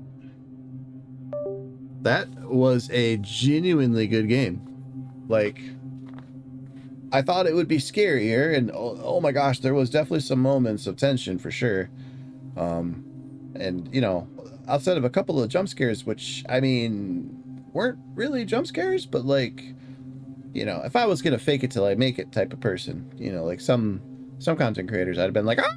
You know, and overreacted. But no, it just it was a genuinely good creepy game with a very interesting narrative. I generally don't like these types of stories in horror games. The you know, the whole like the real monster was the people all along type of thing. You know, it gets a little old when you're playing game after game where you know, it's about somebody's divorce or, you know, some other like personal issue. You know, and the monsters are just a result of that. They're more metaphorical than literal. I don't know if these monsters were literal, but I can relate to the idea of what this story was getting at. You know, this idea of dealing with loss and grief, and having personal demons. You know, I'm going to say it sometimes literally, you know, that you have to deal with to get past your issues. You know, if you've ever dealt with like a massive addiction to something and then you're trying to kick that addiction, alcohol, cigarettes, sex, whatever, right? Porn, drugs, you know, like all of those things, they, you know, they can ruin your life. And then trying to kick that habit's hard. And you will always have those little voices whispering and guilting you and tempting you and just kind of pushing and pulling at you for the rest of your life. You know, you have to deal with those things. And same thing with like losing a loved one, whether it's a pet or, you know, a friend or a family member or anything, you know. Maybe it's a celebrity that you really related to, you know, or you really enjoyed, and they're just no longer here. You know, it's one of those things. I mean, let's say you grew up with certain celebrities in your life, you know, and the fact that they're now passing away of old age, it kind of makes you think about your own mortality, right? So yeah, it's an interesting experience. I like the idea that this game had of using the you know, cartoony ghost type thing where it's just a sheet over a body, to like make you think about. Ayo. Hmm. It's just gonna take me back to the entrance, very beginning of the game. I think it might. Yeah. Let's see if there's an updated title screen, and then we're gonna close this out. And then I gotta pee.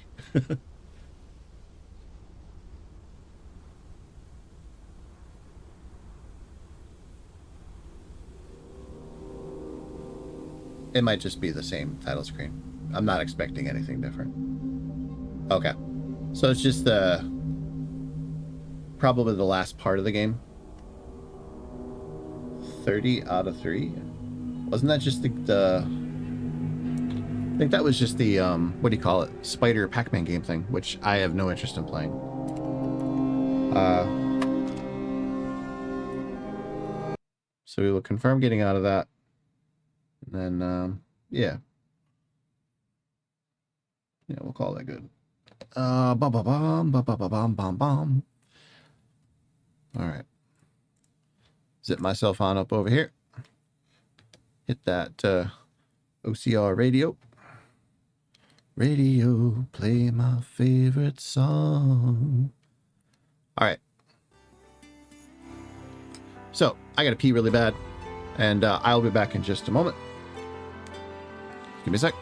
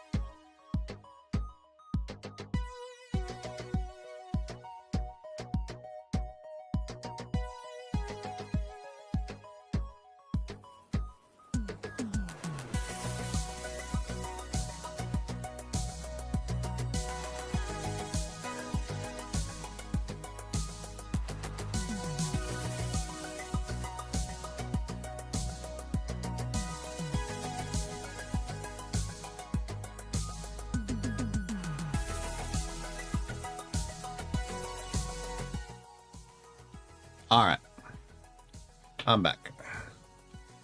There we go. Yeah, I guzzled a whole glass of milk and some cookies right before I started the stream, so I was like, yeah, I gotta go. But you know, had to push through, make sure I got the game done. All right, so I did say that maybe if we had some more time I would jump into Marvel Tokon, but it is almost, it's 5:30 in the morning.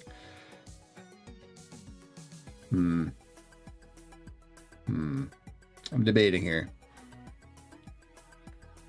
I think I actually would rather talk about horror stuff for now and just like general stream shenanigans. So let's do that. All right.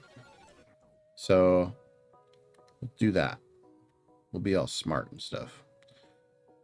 All right. So, oh yeah, I forgot. Let's close that. And I think I need to turn off spooky mode, don't I? There we go. Yeah, gotta fix that complexion. All right, so here's the deal. I've been playing spooky games for about 2 weeks now, and I've knocked out a couple. Well, not even 2 weeks really. It's been about a week. But I've knocked out a couple of different ones. So we did Buckshot Roulette, which isn't really a horror game, but you know, has like horror design to it. That's pretty fun. Good 15-20 minutes we killed on that baby. We'll maybe revisit that one day for if somebody wants to do like you know, we'll do like a, what do they call it, co-op mode or whatever on it, right? I guess it's not co-op when you're all shooting each other in the face with a shotgun, but you know, we'll make some rules about that. Yeah, and then we did Boba Tea Shop and Kiosk, which were like you work at a job, you know, type of stuff with like spooky stuff happening. Both of them were fun. Kiosk had a couple, you know, had one good jump scare and a really good like goofy jump scare, which honestly I still laugh at that one.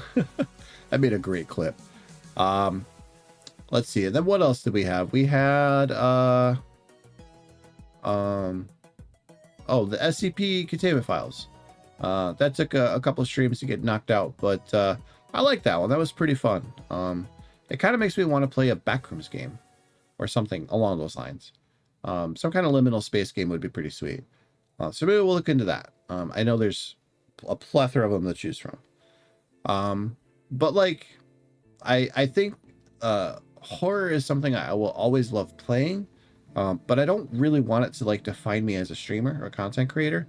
Like, I don't want to be the guy who plays horror games.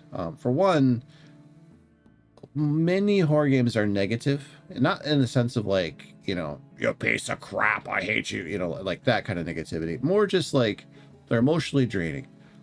They're designed to make you feel anxious, to make you feel like you have tension and oppression, you know, like it's like a heavy weight is on you.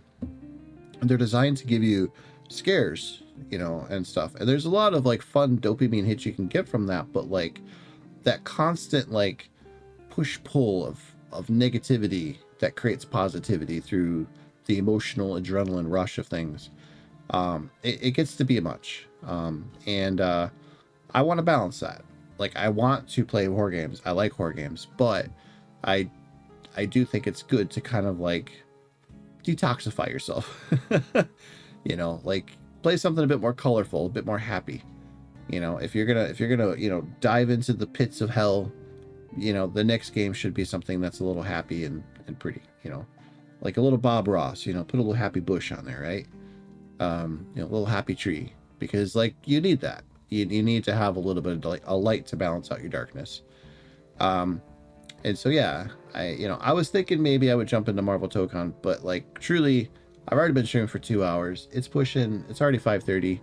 I kind of want to go to bed a little earlier than I did yesterday, because I didn't get to bed yesterday until like 7:30 in the morning.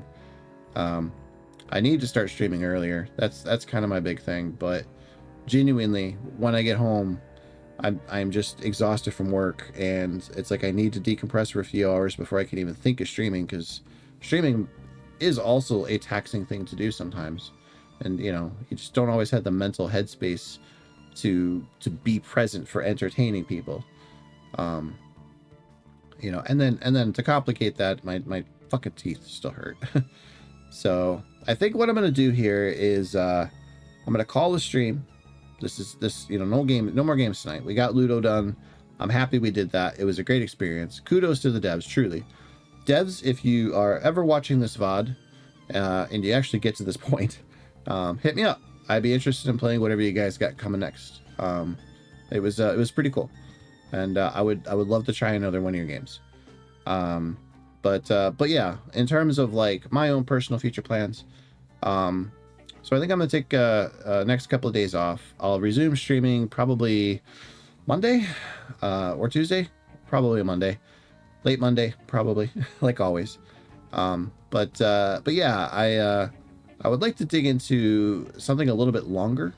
You know, maybe some kind of action adventure game, or maybe some emulation. We could play some old retro games or something, but you know, something a little less, you know, weighty on the shoulders.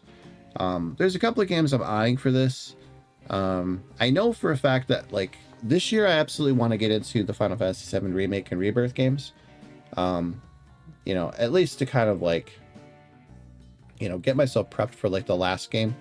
You know, other than that, I mean, like, I have a huge backlog, and there's not a lot of games coming out that I either A, can afford, or B, want to really buy right away.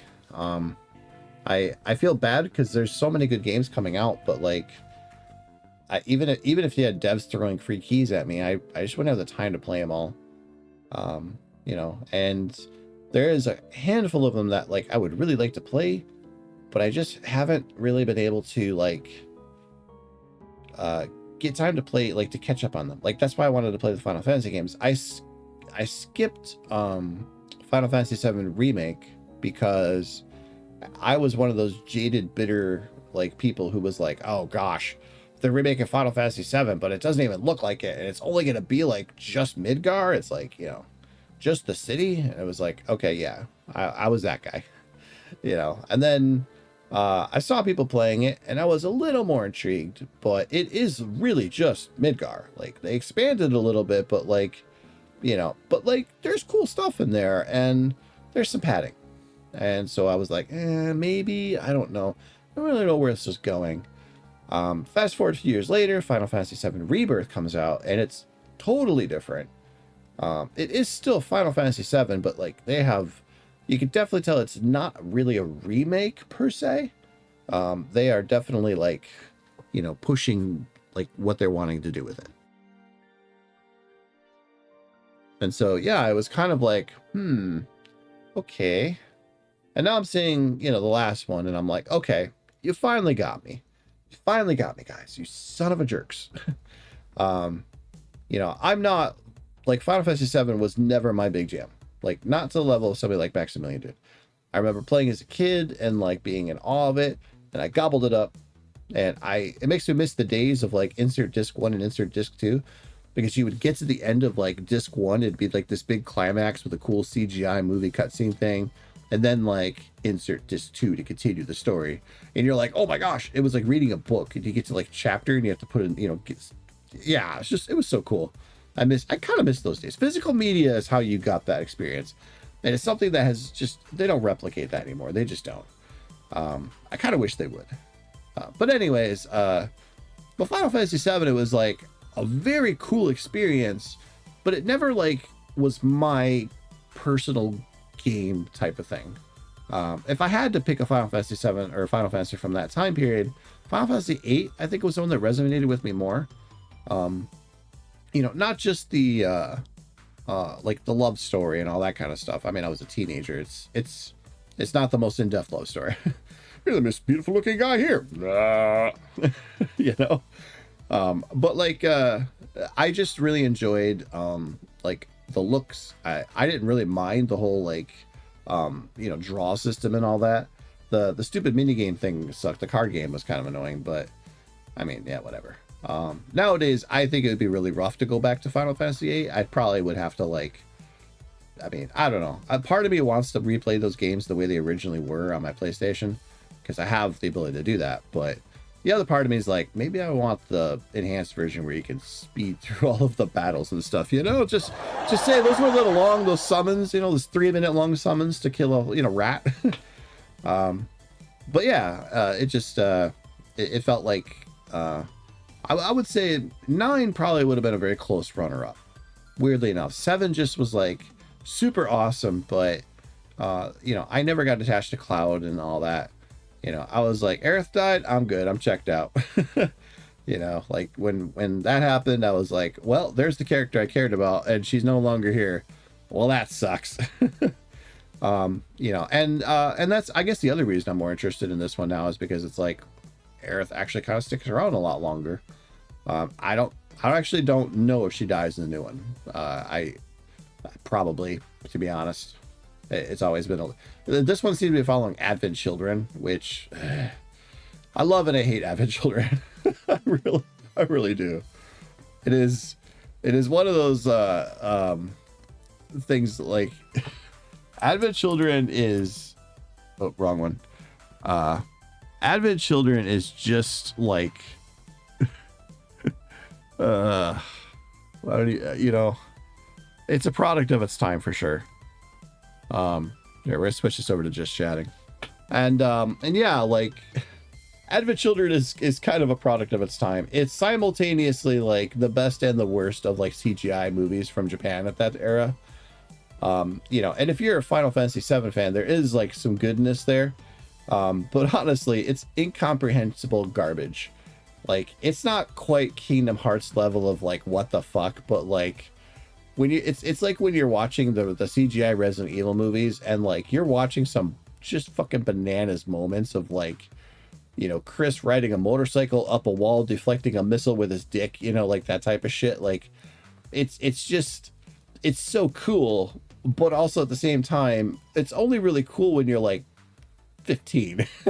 You know, like when you're a kid and like you're in your edgy teen years and you're like, oh yeah, that's right, take that like 200-foot long sword, Sephiroth, I don't know where you put that fucker, but like slice the world in half with it, yeah. You know, like it's that kind of silliness, and so like, yeah, I mean, I don't think most people, if you ask them what Final Fantasy VII stories was, I mean, planet being eaten by alien thing, maybe, like, they could give you that, but, like, they really couldn't tell you what the story of Final Fantasy VII is. But they could absolutely tell you what the characters are, and that was Final Fantasy VII's biggest strength, was the characters were all so memorable.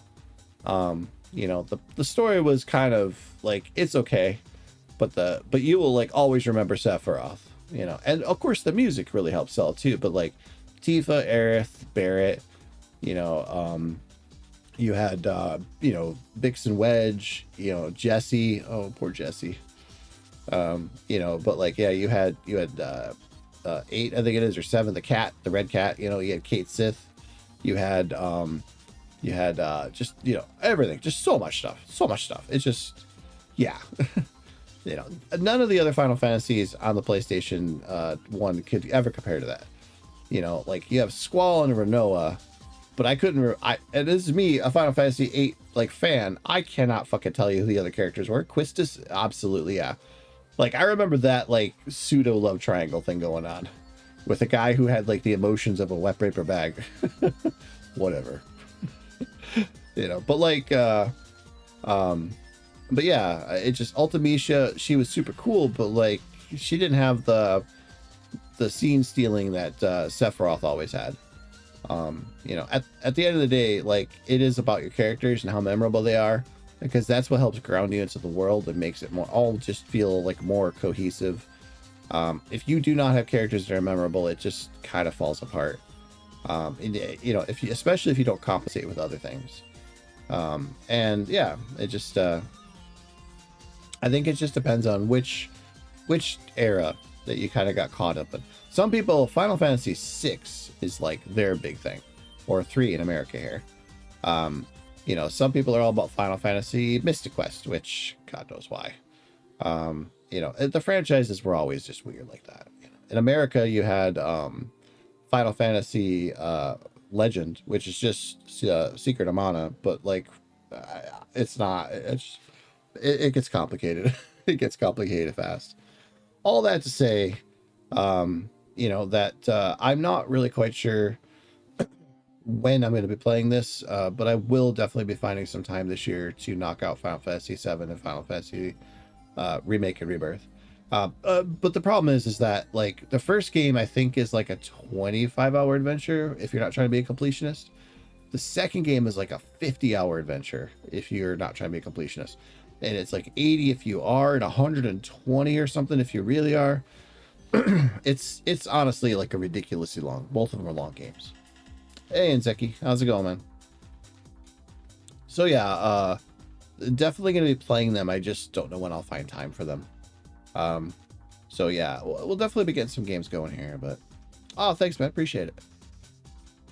But yeah, so that's kind of where I'm at. So I'm gonna be taking a break for a few days. I'm gonna work on my stream. I'm gonna figure out why VTube Studio keeps crashing on me, because that's not good.